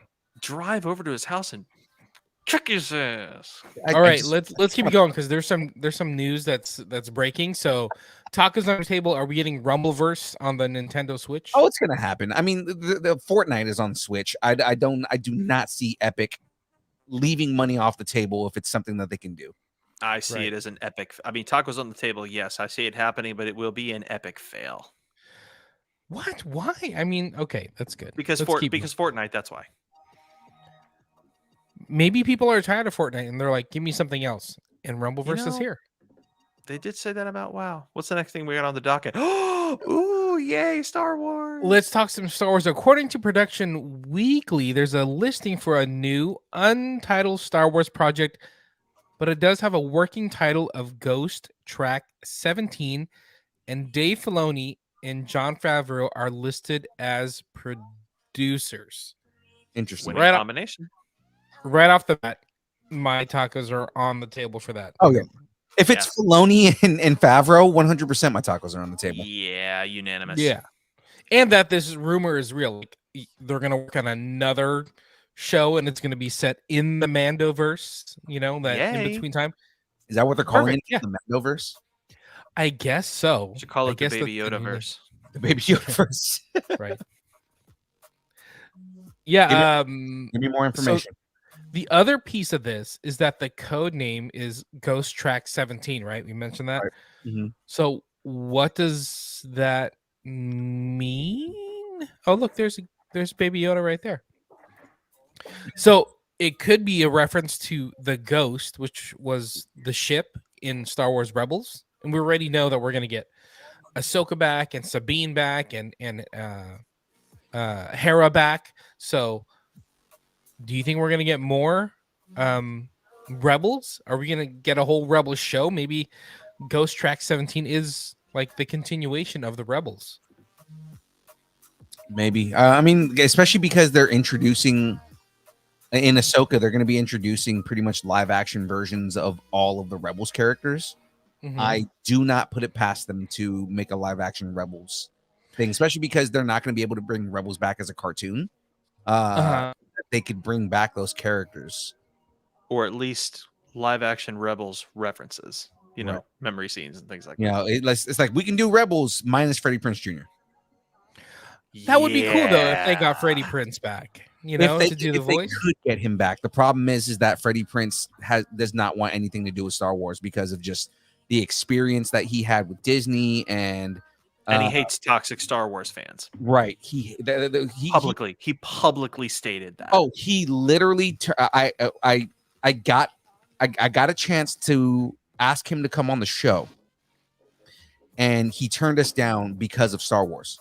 Mm-hmm. And we didn't even want to talk Star Wars with him. We literally want to talk wrestling with him. Right. Right. And that's the other thing. I mean, he's trying to fund his own wrestling federation or Fred-eration. Yeah. Oh my God. He that's his joke, so I'll give that to him. Well But I mean, he's looking for money. He's taking rom-com movies back. He's back acting just so he can fund his wrestling gig. Yeah, I mean, which I think is pretty cool. It's kind of like, as much as I wanted to bring up Kanan Jarrus, as much as I want to bring up Kanan, I wanted to talk wrestling with him. He was a writer for WWE. He's a big wrestling nerd. His dad was into wrestling. Like, dude, and his wrestling podcast is freaking amazing. Mhm. Which actually, and I know James listens to that show. He just talked about the toxicity with Disney and Star Wars. Yeah. On that show, and it's like that gave me more insight as to why he told us no, was because of that. And I was like, okay, now I further understand why he didn't want to talk Star Wars. I didn't want to talk Star Wars with him to begin with, but I mean, like, yeah, gotcha. The fact that we have so much ties to Star Wars on our show, I could see why he was like immediately looked at our stuff and was like, oh, Star Wars, I don't want to talk about that. Okay, so back to the story. So the whole Ghost Track 17 is kind of a weird So we were thinking, okay, it's the Ghost, it's Rebels, makes so much sense. But there's another theory that it might reference the Beatles' Abbey Road album. I'm like, what? Wait, what? I guess there's a hidden track, which it would be the 17th track on the album, and it's titled Her Majesty, which, like maybe we're gonna get some kind of royalty. Maybe this is like Katie Sackhoff and it's her show about taking back Mandalore or something like that. That would be dope too. I'm trying to think of like what other royalty could they talk about in that Mandoverse era, Young Padme Amidala. or dead Padme Amidala. But I don't know. It'd be interesting. It'd be interesting to see what happens. Anyway, tacos on the table. Does Favreau and Filoni get a new show? I think they do. Yeah. Tacos on the table. 100% tacos are on the table on that. I 100% believe that they're going to have a new show. Awesome. Okay. That's it for my rumors. Do you want to talk about this breaking story we just got, even though we don't have anything on here? Which one? WWE. Yeah. I mean, I guess we can start there. You want to start there? I saw that. That's pretty major. I'll stick around for that. Okay. So supposedly the WWE sold or is in the process. Hold on. Let's set it up. Let me grab the story from news, and then we'll just go into the rumor / what we know, since things are developing like right now, so we can kind of frame it. Okay. This just in. Yeah, exactly. So like a week ago, the rumor is that Vince McMahon is coming back, right, to the WWE. He left like 8 months ago because he was getting sued and allegations of paying off people within the company that he slept with and using, money from the organization to pay off these people. Wow. Super shady. Super shady. Yeah. His daughter left the company and came back once he was removed. And she became CEO. Her husband became head of creative. Everybody seems pretty happy with WWE in the new direction without Vince McMahon. Fast forward to like a week ago, he announces that he's exactly. Yeah. You're unfired. What? He's coming back. What? And he wants to facilitate the sale of WWE to a number of different suitors, right? What? Whoa. And so the board completely denied him. They're like, no, we don't want you back. Bad PR. Not going to happen. Yeah. I mean, I agree. I don't want him back. But the stock jumped like 18%, right? It's a publicly traded company. It jumped. Which I don't understand why people want him back. Because he's Vince. That's why. But I mean, he almost tanked the company, and it's. I don't think a lot of people know that. Well, he did say like it's for. He'd come back to help sell the company, so everybody thinks it's going to get sold. So and now everybody's jumping into something that like, hey, this product is about to get sold. Let's jump in now. Prices are going to go up, and then we can bounce out. So everybody said no, right? But he said, that's great. I have 80% control of the votes. I'm coming back. I'm bringing 2 other people with me, and you're going to make this happen, or I'm going to deny every single potential sale you have. Total dick move. Total dick move. Yeah, Thomas, I'm disappointed by this too. I don't want Vinnie Mac back at all. So that was like a week ago. 6 days ago, it was, hey, what's up, Lennon? What's going on, buddy? Make some popcorn for me. Shout out to Lennon. That's my buddy. So how do you know for me?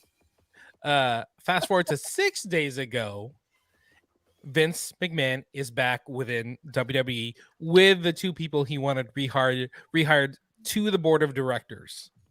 Jeez. Total power move. This is like Game of Thrones level power move. This is some red wedding stuff. I was gonna say Vince just came to Westeros, didn't he? And on top of that, all this is like, oh, the sale is gonna be happening soon. What, he's back within like a week. He's back within this week, within like a couple hours ago, his daughter, Stephanie McMahon, who was the co-CEO since he left, has resigned from the company. Right. What? Like she's exactly right. She straight up bailed. She's like, okay, I'm done. My dad's back. I'm done. I'm out. And Khan's talking about already talking about like, you know, I came here specifically to help facilitate and selling the company. So it's like, yeah, Nick Khan is the other co-CEO. Right. But of course, you know, he must be here to help sell the company. So it has been nuts. So here's the breaking news that Eric just put in the chat a little while ago here. WWE allegedly sold to the Saudis. His agreement was done today. And it was right. to a private company. So for the last week, it's been like, is Comcast going to buy them? Is Endeavor, which owns the UFC, are they going to buy it? Is it going to be somebody else that's going to buy it? And then I think Eric mentioned this, and shout out to Eric, who mentioned this in our wrestling chat a few days ago. He's like, I bet the Saudis come and buy it. I'm like, no way. I didn't even think of that. And then today it's like, boom, or about to happen. Boom. This is still a rumor, I guess. So nuts. I would so be nuts. As a WWE fan, I would be pissed if the Saudis bought it and made it a private company, because then now it's like at that point, how do we get to watch WWE? Yeah. Do they buy out all the TV contracts because they say, oh well, you know, Americans can't watch it anymore? Well, I mean, wouldn't the wrestlers do what they've been doing over the past 15 years, jump and ship from WWE and going to other independent wrestling companies? If they can. That's if WWE will allow them to cancel contracts. I guess they So can't just nuts. straight up terminate, can they? But No, so that's with the WWE you know, Saudi, the contracts. Saudi's got so much money. So what they're saying is that the Saudis are gonna buy it, right, and take it from a publicly sold or publicly traded company to a private company. Then they do whatever they want. Right. Keep people unsigned, like let people go, whatever. Keep people on contract and never let them wrestle again. Who knows? So Saudi Arabia has been known to force WWE's hand because they pretty much do, I guess you'd call it like a private show, even though they air it, a private show for like Saudi Arabia. Crown Jewel. Once a year. Crown Jewel, right. And they get to make matches. Bring back Goldberg because we like 90s wrestling. Bring back Brock Lesnar because we have a lot of money. Make them wrestle in front of us. You know, it's stuff like that. You know, they just started allowing they just started allowing women to wrestle in Saudi Arabia, but they have to wear like full body suits. Yeah. It is nuts. Crazy. Vince McMahon is pulling some shots. And that's the thing is like, I think this is it's a power move. It's a money move for Vince, right? Like the whole thing is like, it's just, he's putting money in his pocket. He doesn't care about the WWE universe. Like he says that he does. He doesn't give two shits. He wants more money in his pocket. And like this is the guy who of was WWE screaming America for years. Right. We're not going to get into this at all, but those who scream America are usually the ones who are also like, hey, back the Saudis and Russia. So I am a real American. Fight for the rights of every man. Yes. Sorry. Yeah. Sorry. So with all that being said, and I mean that's a story that we had in our thing, but Tacos on the Table, because again, the rumor is that they're sold to the Saudis already. Do you think Vince is that much of a shell piece of crap, and he sold the company from under I mean, especially with Stephanie leaving, from under Steph and Paul, because Paul Levesque, hands down, Triple H. That man, hands down, is the best thing to happen to WWE creative. Mm-hmm. Well, I mean, it kind of felt like the way things were leading, kind of like when they were talked about being sold to Endeavor UFC. UFC kind of did the same thing. Like, hey, we will sell the UFC, but part of the terms is that Dana White has to be running the company for at least the next 2 years, and he's still running the UFC.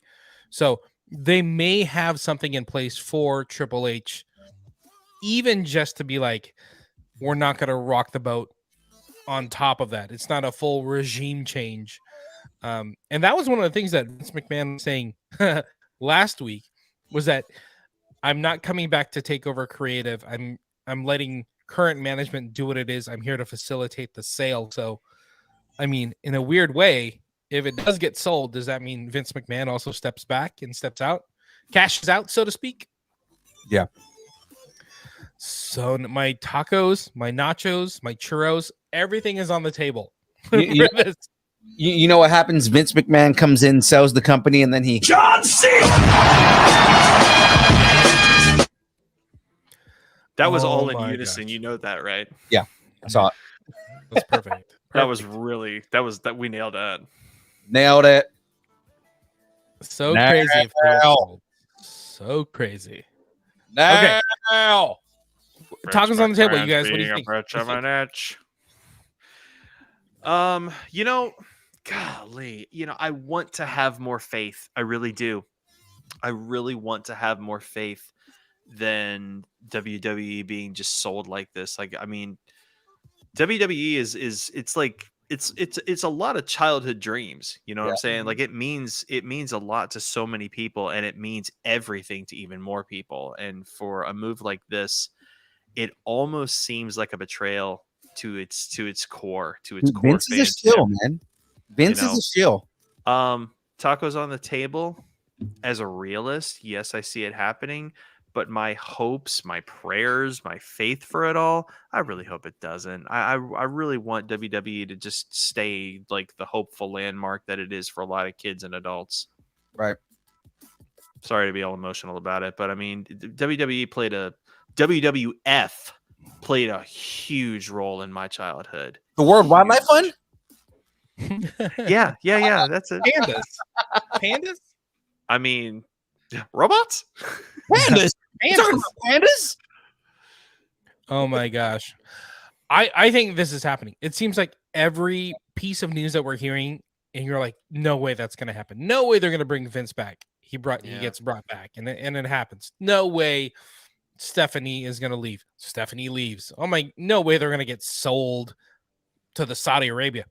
They potentially are getting sold to Saudi Arabia. It's so nuts. Anything you tell me is going to happen, I think it's going to happen. Sorry, fans. Well, we'll see what happens in the next couple of days here. We'll definitely have something to talk about next week, now won't we? Right? Yeah, if this is happening, what we think it is, we'll probably have more information on this by next week. We may have more information by the end of the show because things are happening so fast. It's very possible. Yeah. Speaking of the end of the show, this has to be the end of my show. Or my part of the show. Before you take off, man, we love you to death. But Forrest, let everybody know where they can find you, my man. All right, let's do this thing. So, as you can see, I am ForceFX Saber Sound Designs. If you are the owner of a prop lightsaber from the lightsaber community, I don't care if it's pre-made or if you had it custom built, go to saberfont.com. You can find the work that I've done. You can have that work put on your saber, make it sound amazing. In addition, I'm right here on Distance Nerding whenever these guys welcome me here, but I'm also at Kyber Cave Productions. Go to Kyber Cave. I'm like on just about every show over there. I run a couple of those shows over there, and we have a really great time. And don't forget, April 13th, Fours is coming to Cali. Fours invades California. Fours invades California. And get this, my dudes, there are two things happening while I'm there that need to be a big group trip. Number one, the Mario movie. Number two, John Wick 4. Woo! Oh. Hey, we need to plan this out. But what I think would be fun is if we go to Rancho Obi-Wan. It's the Guinness World Record largest Star Wars memorabilia, it's right down the road. Especially, it's even closer to Ark and Van and everybody in Fairfield and Vacaville. It's like less than an hour away from them. So We could do that too. I think it'd be But fun. I'll to be go check there. it I'll out be there together. for half a month. I will be there for half a freaking month. There you go. When you're sick of So hanging out with Ark, you can come have some tacos with us, and then you get sick of us and go back and hang out with Ark. It's gonna be great. go back, go and see Mrs. Fours, of course, Oh yeah, see, there you and go. then go see and then go to one of Anthony's drag shows. And we're gonna go hang out with Anthony too. This is gonna be great. Gonna yeah. be great. Thank you so much for hanging out with us tonight. As You got it. always. I'll see you guys on Thursday for the build. Oh, there you go. He's like a regular. I like it. No, right? He's just becoming a host. It's just what's gonna happen here. I mean, he probably gets an invite. I don't get invites. I don't know. I mean, I did have a Young Fours whole thing developed here. It's pretty awesome. With disconcerting colors. Look at these Oh, right, disconcerting see? colors. It's ridiculous. We appreciate you so much. Look at that. I love you The guys. All right. production value. Good night, everybody. All right. See ya. All Thanks, right, Sam. Yeah. So right, let's get into the rest of the stories here, man. So I'm gonna Let's jam through this. Okay. So do you go want back to the first story there, right there. So normally I do like the whole introduction on everything. I guess I Okay. can do a quick one. Ladies and gentlemen, it's time for the download. look at you with the fancy graphics? Let's get into these stories, man. All right, don't forget, check out Distance Nerdy Post, all the news, all the trailers, all the reactions on Facebook. Cam's posting in there. I'm posting in there. Philippe's posting in the Distance Nerdy Post on Facebook. Go check it out. To get into news, first off, we got Secret Time. The Machine is coming. So excited for this one. It's So gonna excited. be hilarious, man. This is gonna be great. So last year we got a short teaser for Bert Kreischer, comedian Bert Kreischer's new movie called The Machine. Now we actually have a release date. So Sony Pictures and Legendary, I didn't know it was being done by Legendary, I didn't either. confirmed that the film is set to be released on a big holiday weekend. The film will open opposite, oh my God, Disney's live action reboot of Little Mermaid, Lionsgate comedy about my father, making it a pretty solid counter programming for the long weekend. Makes so much sense, kind of like the start of that summer 2023. And Double A actually talked about this of how May is kind of like the start of the whole blockbuster season. So this is perfect. I do have a Bert opsis. Bert opsis. Synopsis. Bert's drunken past catches up with him 20 years later down the road when he and his father are kidnapped by those Bert wronged 20 years ago while drunk in a college semester abroad in Russia. So the piece behind that is like, hey, Bert Kreischer, he's a comedian. How he got his big claim to fame as a comedian was that in college, which the movie Van Wilder is based on his story, by the way. I don't know if you know that. Yeah. He went to, in real time, went to Russia on a college trip, got mixed up with the KGB? No, the mafia? What is it called over there? The Russian mob. The Russian mob. He ended up like hijacking and robbing a train that his classmates were on. So nuts. So this is kind of a play off that story. So it's so awesome. It's so awesome that they're making a movie. By the way, it's starring Mark Hamill as well. That's right. I forgot Mark Hamill was in this. Oh, this is gonna be great. Playing his dad. Hamill plays his dad, right? Yeah. So finally, this movie is getting made. The Machine is arriving May 26th on Memorial Day weekend. I'm excited for that, man. It's gonna be great. I'm down. I'm so down with this. I love Bert Kreischer. That's why I said Bert Opsis is Bert is his website. Oh, gotcha. And then, are you not entertained? Are you not entertained? Is this not why you are here? News. Director Ridley Scott really is making a sequel to the 2000 film Gladiator. God, 20 years later? Can they do this? Are they allowed to do this 20 years later? Can, The only thing is about this in the news that we have, it seems like it's a prequel, right? It's gonna be a sequel, and it makes sense. So Paul Mescal will be taking on the lead role in the film, and he'll be playing Lucius, the son of Lucia and nephew of Commodus. He was the kid. Yeah. He was the kid, so it kind of makes sense that it's the sequel. So it's going to be his story. So the son of a Roman leader, Marcus Aurelius, who murdered his father and seized the throne. Oh, that was the Walking Phoenix. In Phoenix, yeah. It's Commodus. Commodus was the son of Marcus Aurelius. Yes. I mean, not technically in real life, he was too. But I mean, exactly. So like, I'm like, oh, this movie is 20 years old. What happened? So I had to go back and look. Russell Crowe's Maximus character saved Lucius and Lucia while avenging his own father, and Lucius looked up to him and idolized him, like kind of like a father figure. So I'm like, oh, it makes sense to have him, right? Or the story be about him. So Spaniard. Cool that, are you not what they call Spaniard? Why do they call him Spaniard? There's like because he was Spanish. He wasn't Spanish. Yeah, he was from Spain. No, he was. I think he got. No, I think he got mixed up as a Spaniard. No, they literally have a scene where he goes to Spain to go see his family, and that's how he finds out that his family was dead. They call him Spaniard because he was from Spain. I could have sworn it was like they this was thought also, he was a Spaniard. But this was also in the time of the Roman Empire before Spain was Spain. Uh-huh. Or Spain was probably Spain, and then the Romans took it over and became part of Rome. Well, what I'm saying is like when it was just when Spain was just a part of the empire and everybody spoke Latin, and he was just another citizen of Rome. It was just he was from the Spanish area, like he was from the Spanish Main, but it's like he was a Spaniard. That's why they call him Spaniard, because especially because when because you know how he passes out from the injuries that he had, and then they find him and they make him a slave. They call him Spaniard because they found him in Spain. Are your tacos on the table for that?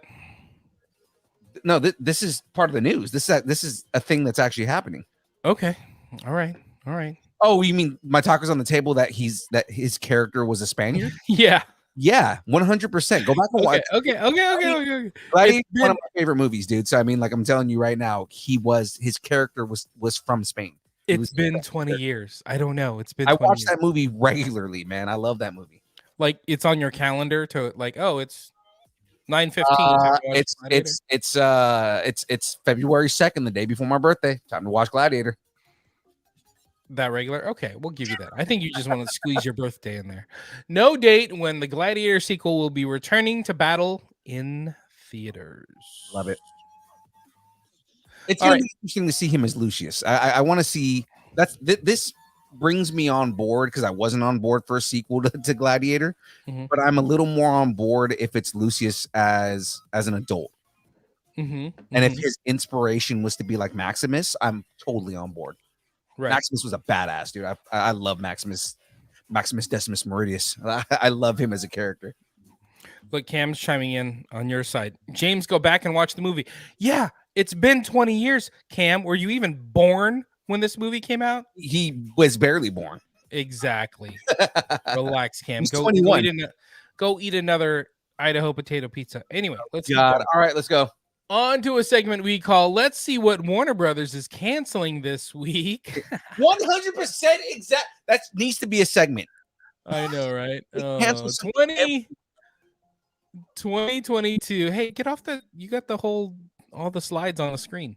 My bad. 2022, Warner Bros. Saw the merging with Discovery, a huge amount of cancellations of movie and TV shows.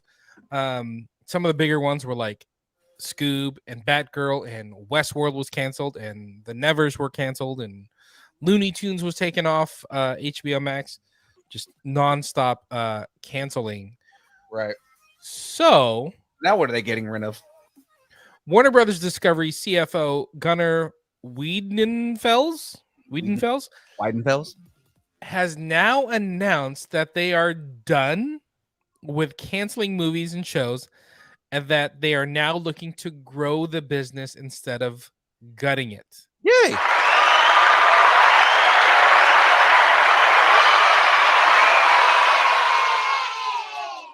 Yay, but do you believe it?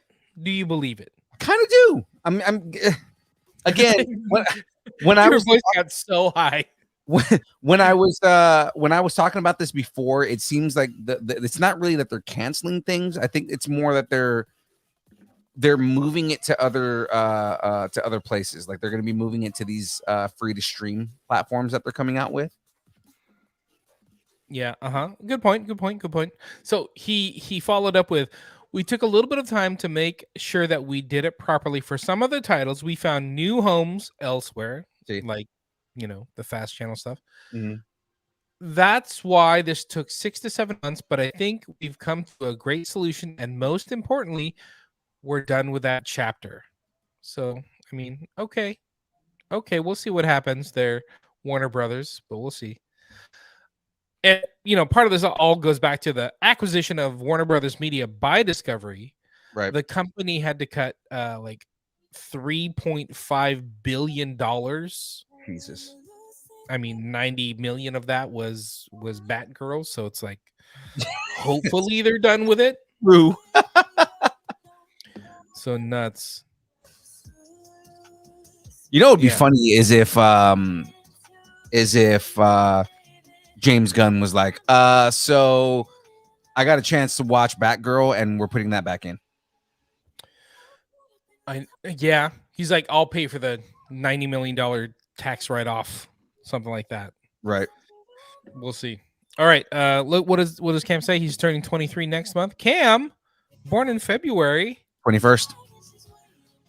21st? February 21st is his birthday. How do you know that right off the top? He messaged me earlier. Oh, you guys are little February buddies. Speaking of that, Jenny's birthday is also February 3rd. So we got to figure out. Which also means that James is not going to be on the show that week. Yeah, neither are you. You're going to go do something. Go do something on fun. the show. That's 100%. I'll be on. No, you're not. No, you're not. That's a lie. You're going to go do something fun with Jackie. I'm going to make sure that happens. And February 5th, I have a guest on the show, so I am definitely going to be there. Do you? I mean, yeah. I'd like to be on. Do I get an invite? Maybe. I don't know. On to some MCU news. Actress Deborah Jo Rupp, best known for her long-standing role of Kitty on the series The 70s Show. I totally forgot she was in the 70s Show, but it makes so much sense. She's on the 90s Show too. And the 90s Show. She's coming back. Comes out in 9 days. She has officially joined the cast of the WandaVision spinoff, Agatha, Coven of Chaos. Interesting. It is, because I'm wondering what character she's going to play. I know. But I mean, what that tells me, whether it's going to be her playing what's her role in WandaVision? It was Mrs. her. Mrs. Hart. Yeah, I was going to say it was Vision's boss's wife. Yeah, Mrs. Hart. I just looked it up. It's my next line. I should have just read it. So she played Mrs. Hart in 5 episodes of WandaVision. So what that tells me is we're going back to, what is it, Westview or something like that? Right. We may see like Agatha getting released from the hex that Wanda put her in at the end of WandaVision. Mhm. Spoiler alert. And I think that Deborah Jo Rupp's character, Mrs. Hart, you're probably going to see like who she was in that town. Exactly. So we're gonna go back to this town and see everything there. That's kind of cool. I dig that. Mhm. I dig that. So Agatha, Coven of Chaos has started shooting and is expected to cause some chaos late 2023. All right, I'll give you that one. You get one every episode. I appreciate that. Hold on one second. Dog wants out. Dog wants to go see what the kids are eating. Hold on one second. You feel for like 10 seconds. Okay, I'm gonna go ahead and start the next one here. No, I want to hear that. Hold on. He just wants to hear me do the voice that I'm gonna do on the next part right here. So guys, let's go ahead and look at the chat here. Okay, so I've heard that rumor too, man, that it could be Agatha's point of view during WandaVision. I don't necessarily know if that's what I want. out of the show. As cool as that might be, a part of that show, like maybe if they do the first half of the season like that, that would be okay. But I do want to see expansion. I want to see more of what Agatha is doing from this point on forward, because she is a fairly major character in the comics. So I kind of want to see more out of her. Agatha Harkness she's a pretty big character in the MCU. Yeah, I want to see where they take it. I want to see where they take that. Yeah. All right, are you ready? Yeah, I'm ready to do it. You ready? Let's do it. Oh boy, I love money. Give me all the monies. Pluto, bring me my bag of money.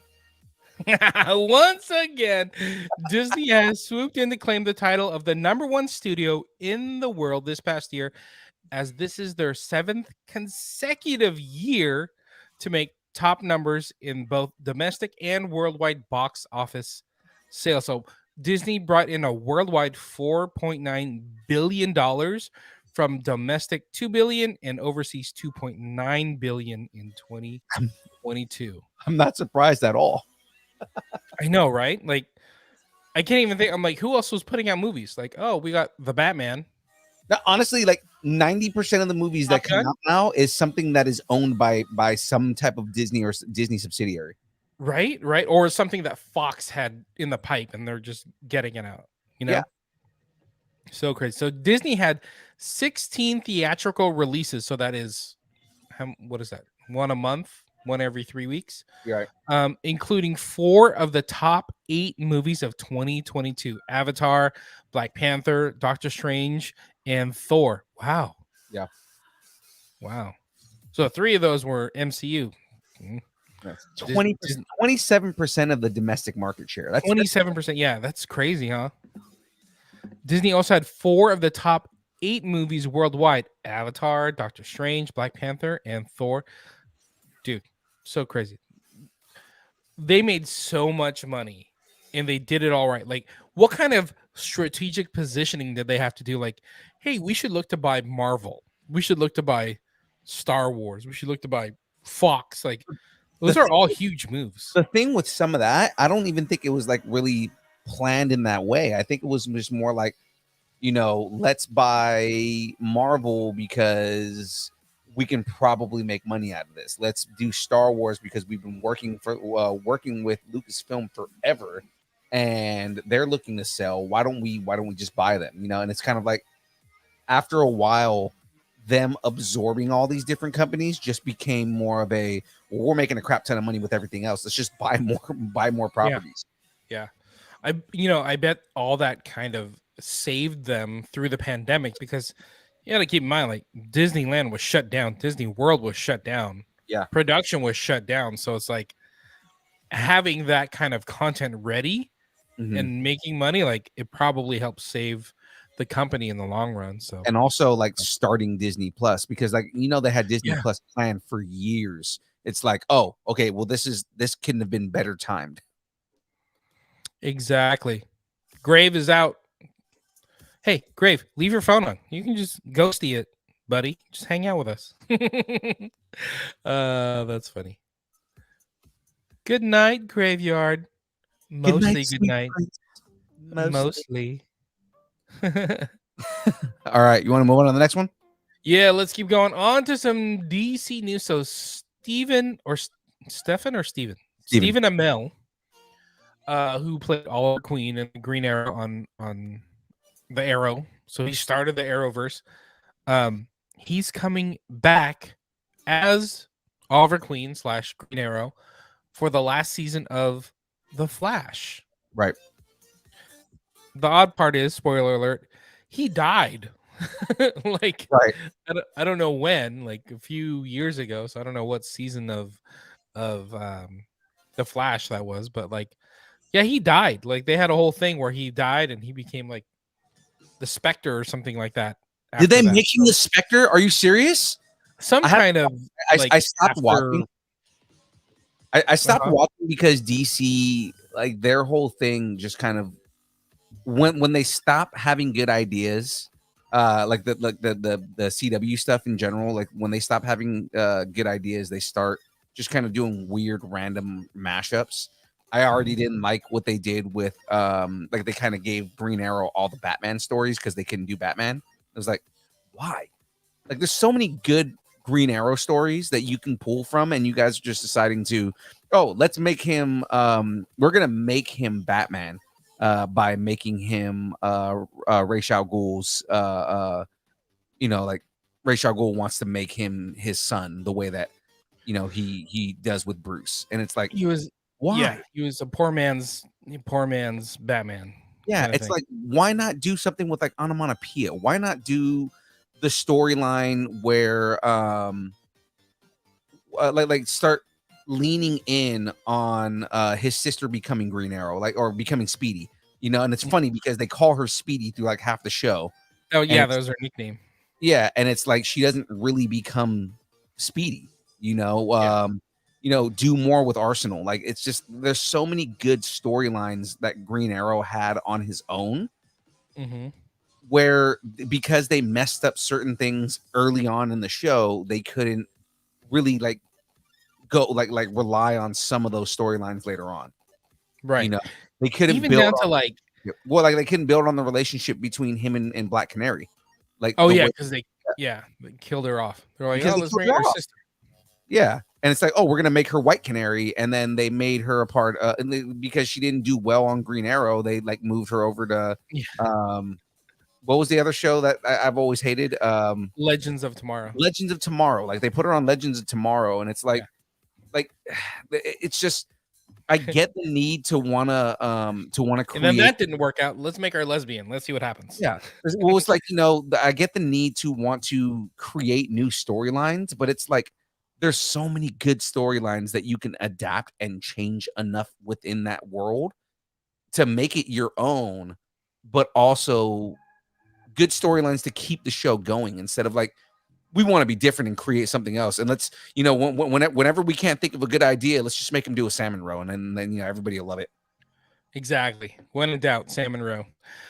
I think they figured out a little formula with the whole like CW's version of Batman, but I think they painted themselves into a corner. They're like, yeah, let's pull the whole Ra's al Ghul piece, and like, oh crap, now what are we gonna do with this? Like, And it's like, why oh, you don't need to pull Ra's al Ghul. I get it. You want to do a cool like Ra's al Ghul thing, but why make him Batman, dude? Like, I want you to marry my daughter and I want you to be the Demon's Head. Like, no, because that's Bruce's storyline. Don't make that Oliver's storyline. yeah, exactly. So they painted themselves into a corner, but yeah, got a little screwy. By the way, I just looked it up. Yeah, he becomes the Spectre in like their, how they did some kind of crossover, every year.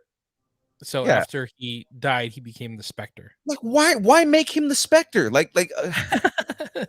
Your voice has gotten so high this episode. It's so great. You're just because angry at everything. They're dumb ideas. It's like, oh, we're gonna do something different and make him be the Spectre, and it's like, is it because you guys ran out of ideas? You don't have to make him the Spectre. Let's keep going because your blood pressure is concerning me right now. So we know that Oliver Queen, Stephen Amell, is coming back to the Flash final season. Season 9 will consist of 13 episodes speeding onto the CW February 8th, which is 5 days after your birthday, which everybody needs to know that February 3rd is your birthday. Okay. All right. I haven't watched this yet, but let's get on to some Netflix news. Kaleidoscope. Have you watched Kaleidoscope yet? I haven't. I was just explaining this to Jackie like a minute, like right before the show. All right, let's set up. So, Breaking Bad star, Star Wars franchise star Giancarlo Esposito. I mean, technically, we were in the same room together, right? Multiple me, times. him, We've multiple times. We've been in the same room with him more than once. Exactly. So he stars in Kaleidoscope, which is like a 8-episode, I think, limited series on Netflix. But the big hook about this is that you can watch the episodes in different order, and they're all supposed to like be pushed together in a different way. So no matter how you watch it, whether you watch it how Netflix gives it to you or in a different pattern, you can get like the story still makes sense. Right. So it's I haven't watched it yet. I need to dive into it. They gave us some tips on how to watch this. So I do have a kaleidoscopsis. Synopsis. Spanning 25 years, Kaleidoscope is an all-new anthology series following a crew of masterful thieves and their attempt to crack a seemingly unbreakable vault for the biggest payday in history, guarded by the world's most powerful corporate security team and with law enforcement on the case. Every episode reveals a piece of an elaborate puzzle of corruption, greed, vengeance, scheming, loyalties, and betrayals. How did the crew of thieves plan it? Who gets away with it? Who can be trusted? Loosely, this is what I think is actually really cool.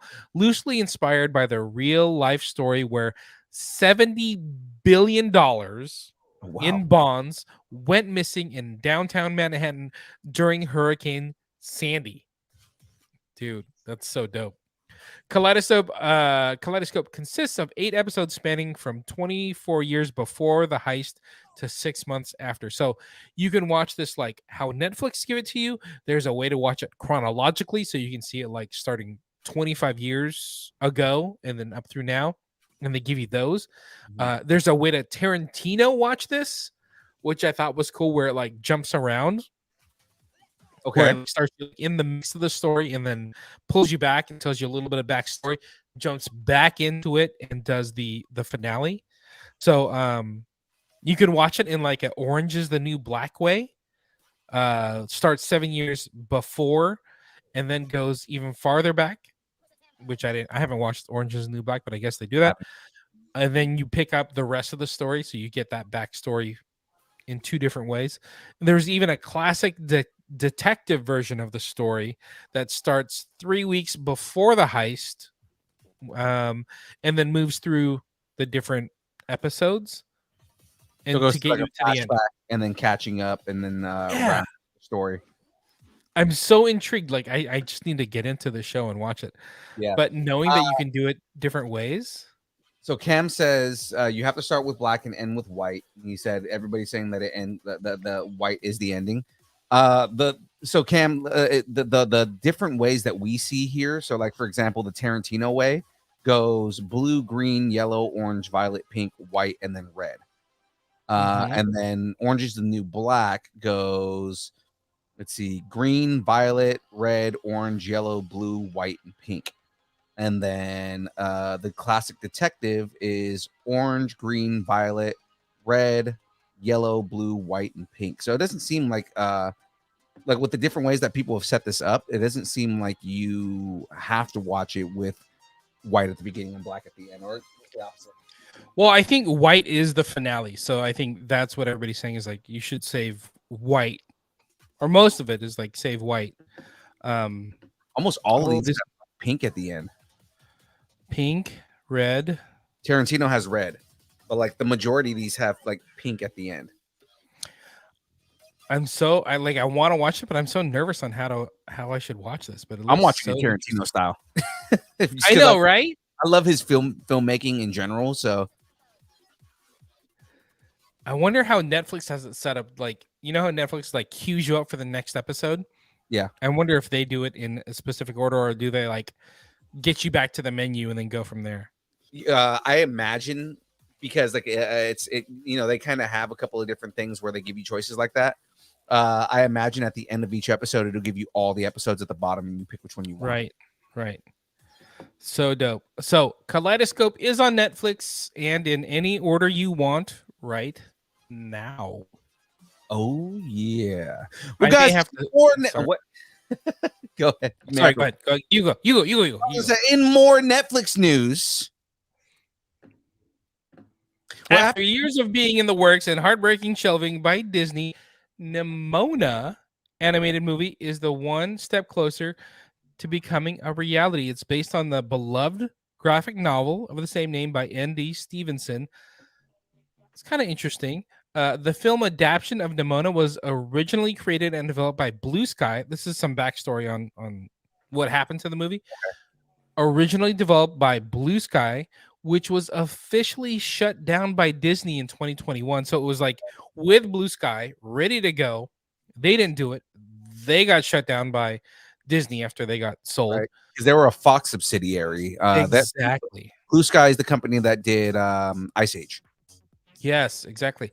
So leading Disney to ultimately cancel the film, and it was reportedly like 75% done, but still required some production, and they just canceled it. So I guess Netflix is like, we'll take that off you. We're looking for IP, so that's cool. So I do have a mnemonopsis.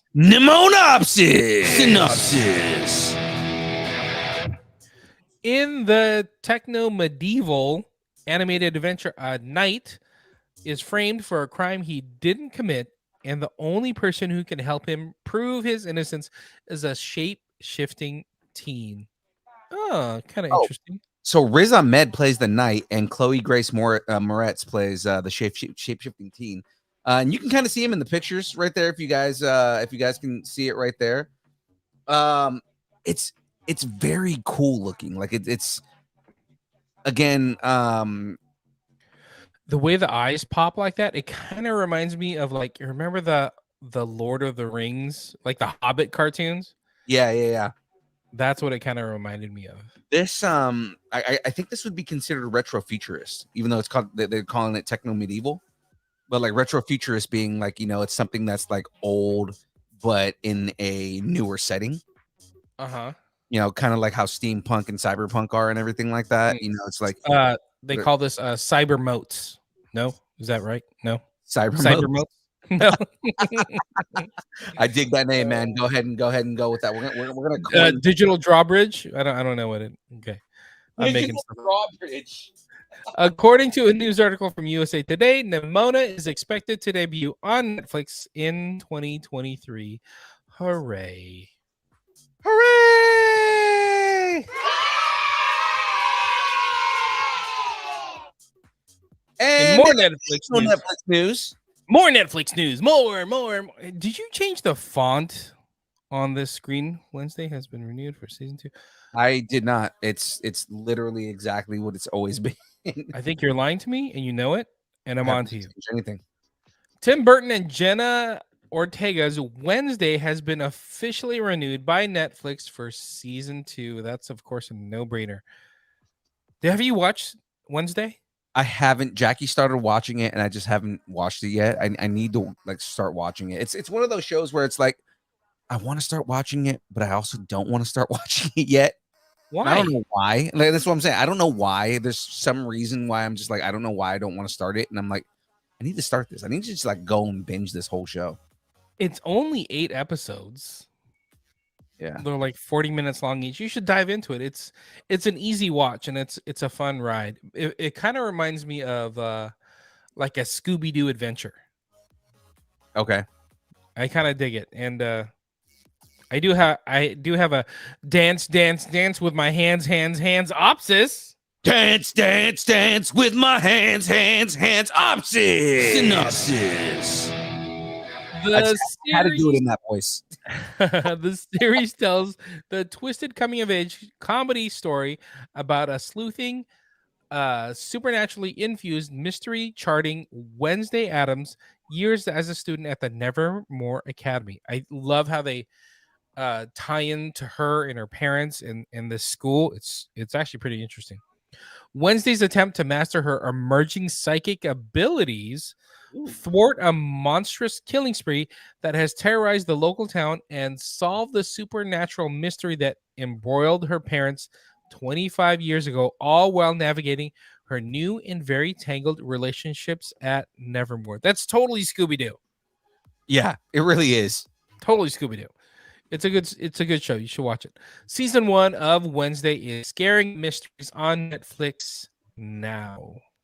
I dig it. What's so funny? Oh no! It is funny. Mm-hmm. Yeah, I see a lot of people like complaining about Jenna Ortega as Wednesday, but it's like I've also heard a lot of people say that she does a really good job as like capturing Wednesday. So good. And a lot of people like complaining about how what's her her name? The original Wednesday. Why am I forgetting her name right now? Christina Ricci. Christina Ricci, and how like Christina Ricci plays the teacher, and people are pissed about that. And I'm like, why? It's a fun homage, and that's total sign off that it's that she's on board with this. Yeah. So. I don't know. But guys, the last story we got here, we're gonna take this next story to the Mile High Club. Oh yeah. Oh yeah. Members of Delta Sky Miles will be able to stream Paramount Plus when they sit back and enjoy their flights. This is actually such a no-brainer. Paramount and Delta Airlines have announced an exclusive partnership bringing the streaming service to Delta Sky Miles members this spring. I don't get on a plane much, but it's like you're stuck with this TV in front of you, right? Mm-hmm. Yeah, it makes so much sense. Like Paramount should like take over that that screen, and like Disney should take over, Southwest or something like that. It makes so much sense. Like, why does Delta have to come up with all these different shows? Like, just give it to a streamer, and people will be happy. So this is totally smart. So Delta customers in the US are being gifted a special free trial of Paramount Plus as part of the Delta Sync Exclusives Hub. Okay.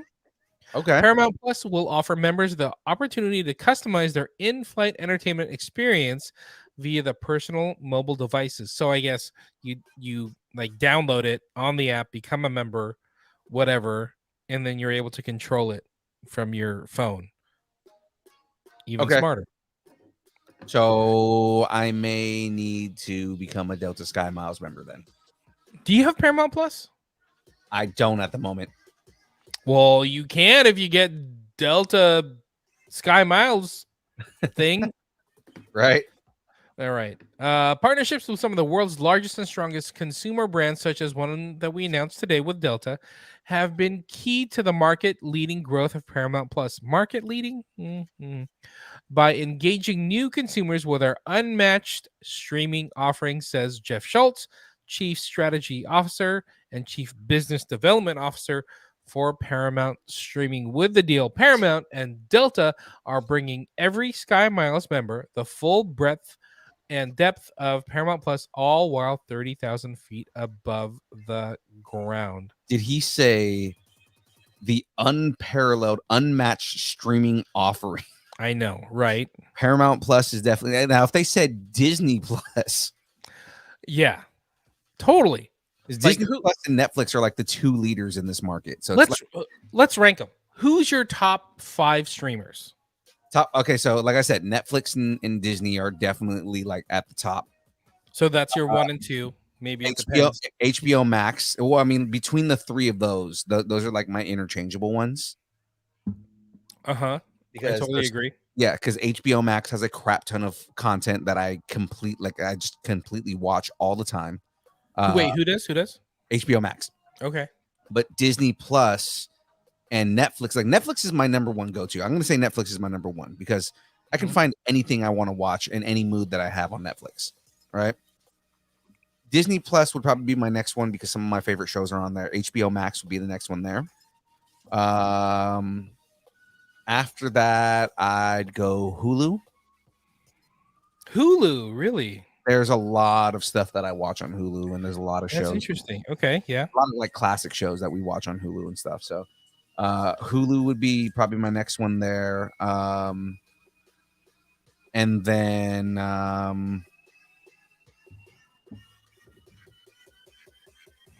so I would say interchangeable, like what you're saying, like Netflix and Disney Plus. Probably Disney Plus for me than Netflix.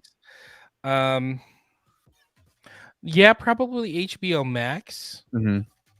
But then after that, for me, I would say Peacock is right there. Like we end up watching, like I watch WWE stuff, but then there's a ton of shows that Jenny watches, the kind of reality stuff. Yeah. And I mean, so like, I would say I try to watch more Peacock. Peacock actually does have decent programming on it, but it's like I haven't. When I had Paramount Plus, there were a lot of things that I watched on there, and I kind of like miss it. But I also don't want to pay $10 a month for Paramount Plus. Right.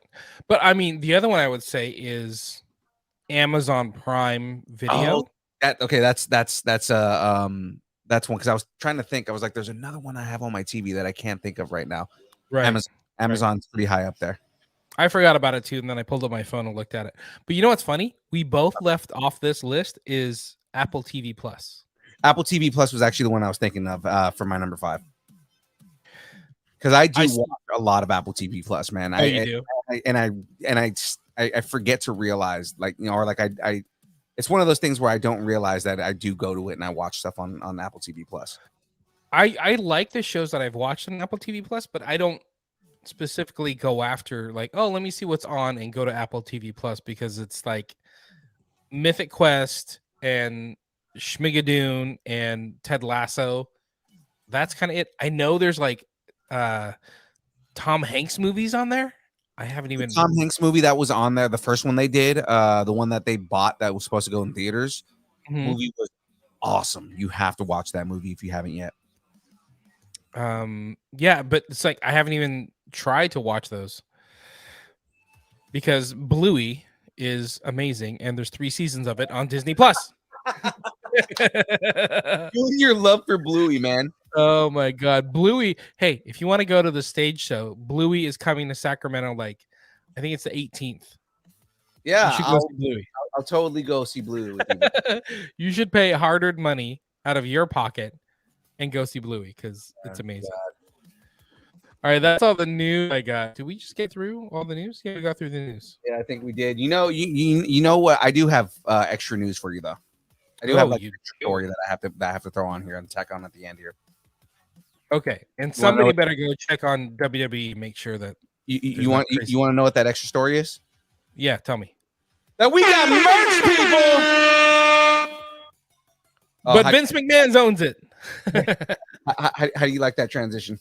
That was good. That was pretty solid. I like your style. All right. Well, ladies and gentlemen, we've got merch, people.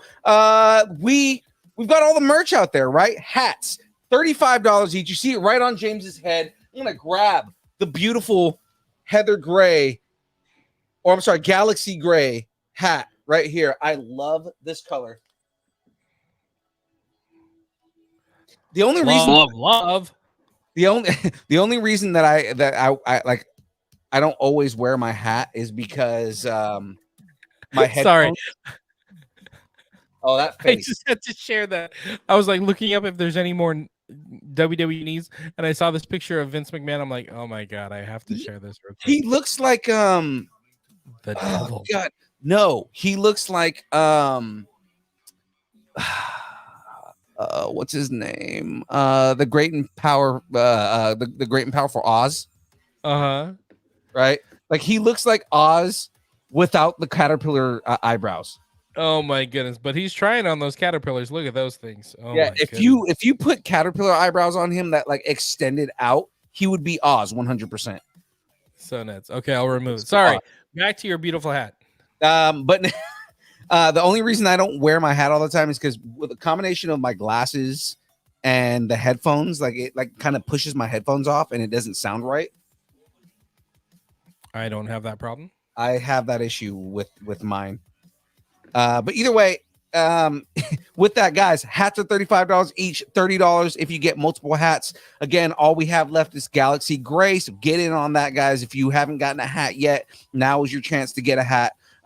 We've also got shirts. Our shirts are $20 if you're local, $25 if I got to ship it to you. But either way, guys, if you're interested in some merch from Distance Nerding, head over to your social media of choice, DM us at Distance Nerding for any of the stuff that we have. And for stickers, I will send you stickers for free. Just let me know you want stickers. I will send them to you for free. Now, we also have a brand partnership with the beautiful and amazing Lucharillas, guys. If you are not familiar with Lucharillas, you have to head over to www.lucharillas.com and check out all the merch that they've got. Not only do they have amazing artwork with gorillas that are wrestlers and all the different things that they have with that, but they have Distance Nerding branded, the Distance Nerdarilla, Distance Nerding branded Lucharillas gear. All kinds of different stuff. They have a bump box. They've got the shirts. They've got bottle openers, all kinds of different stuff with our brand of stuff on it. So, guys, get in on that. If you're interested in more Lucharilla stuff, either check them out on your social media of choice at Lucharillas. That's LuchaRillas, or lucharillas.com. Lucharillas. You know what I forgot about? They have like a memory card. Like you can. Oh, that's right. Yeah. Like a USB memory thing, like a memory stick. That's what I was Right. looking for. Totally forgot about that. It looks cool. Looks cool. You can just keep it in your wallet. It's that thin. Dope. Yeah, it's a credit card size. Yes. Super cool. Super cool. Awesome. James, you want to tell them about our schedule? Oh yeah, come on by Thursdays. You won't see me because I'm not invited. But next show is Thursday from 6 to 8 p.m. Pacific Standard Time. Come hang out. You're gonna be building the ship? No, Lego. No. So I'm done with the Minnie Mouse portrait. It We're looked good. changing it People up. liked it. Yeah, we're changing it up. So I'm actually not building this week. Oh. What Guess is who's going happening? to build this week? Tyler. La Jack is building this week.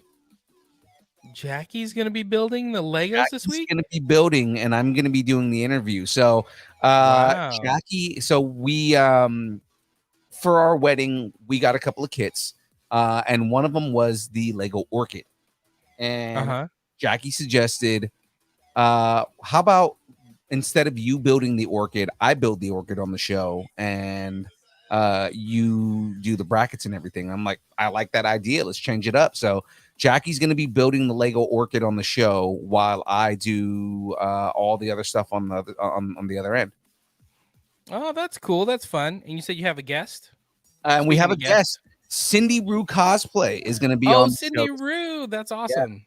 So Cindy Rue, we're gonna have some fun with her. We're gonna talk about all of her cosplay and building all the things that she builds. When I say build, I mean like her costumes and everything like that. And you can talk about Sac Anime too. That's perfect. And I was gonna say we're gonna talk about Sac Anime. We're gonna talk about all of her her volunteer work and the charities that she works with.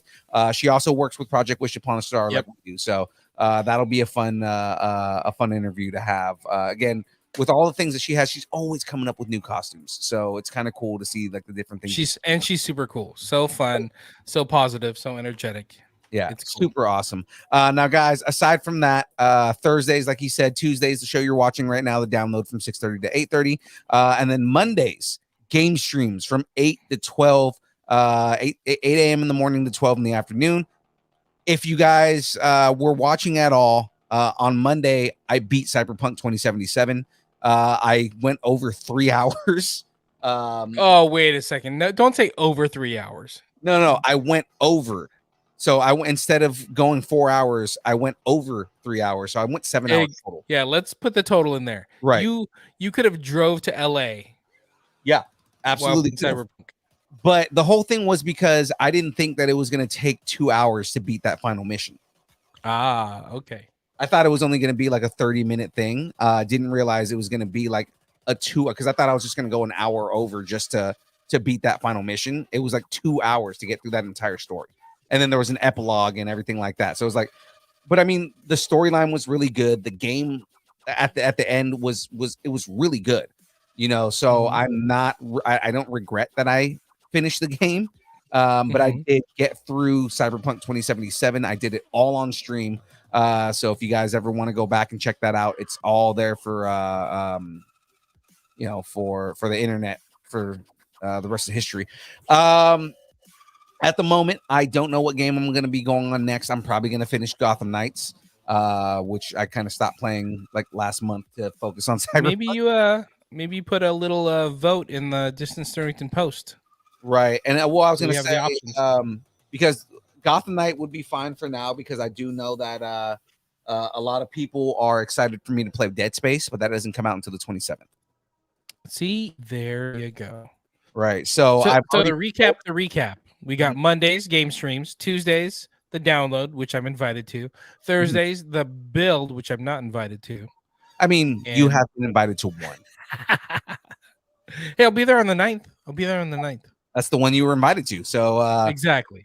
we're gonna wait on that, guys. But maybe in about a week or two, we'll announce our schedule for February, and we got some pretty fun interviews scheduled for the 20th for February. So be on the It's lookout for that, guys. It's awesome. All right. Okay, if you have something you want to discuss, make sure to tell us what you're nerding out on and let us know in the Facebook group, the Distance Nerdington Post, or you can message us on Instagram at Distance Nerding. You know, it seems like everybody's kind of like people aren't emailing anymore. People are just messaging on Instagram now. That's how the kids do it, huh? Yeah, but guys, just be aware that we want to read out of the mailbag. We haven't read out of the mailbag in at least over a year, right?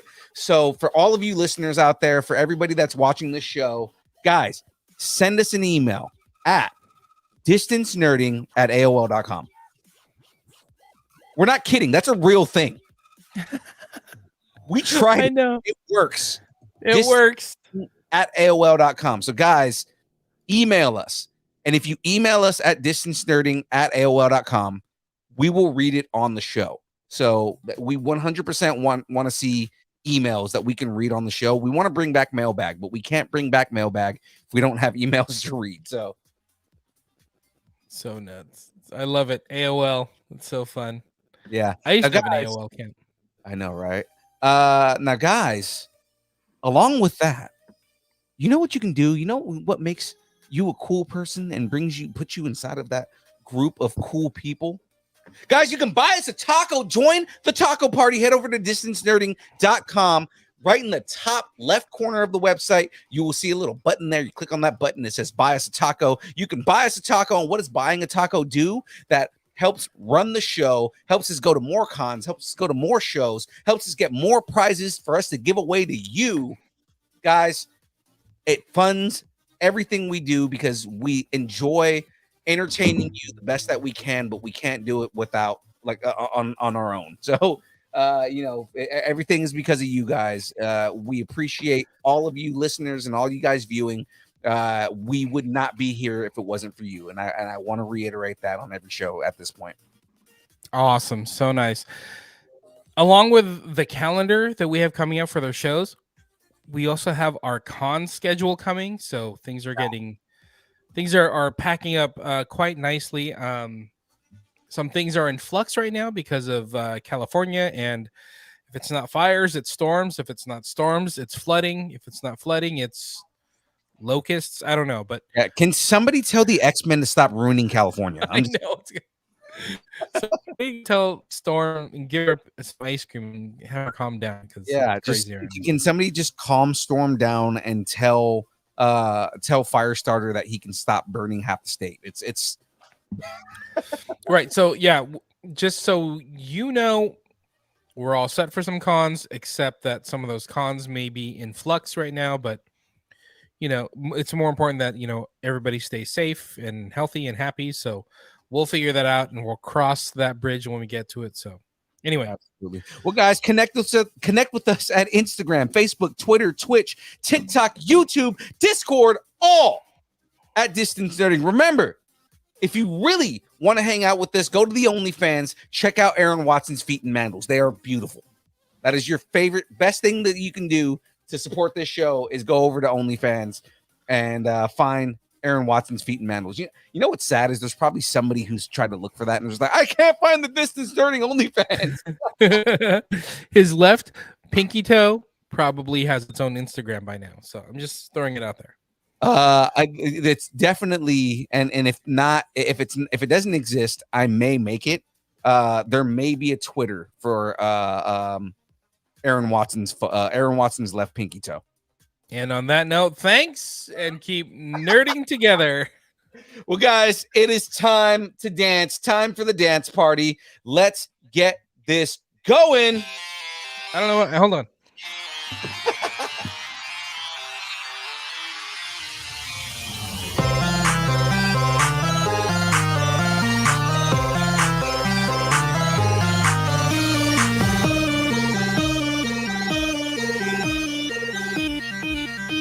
He doesn't want to dance.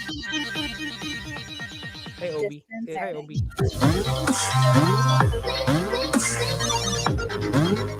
not a dancer. He doesn't know what's happening. You know Black and White?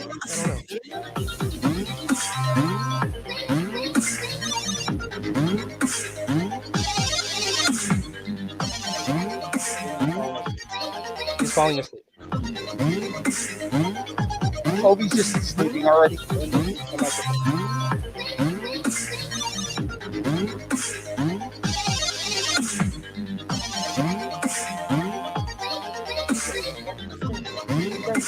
You're on camera. Here.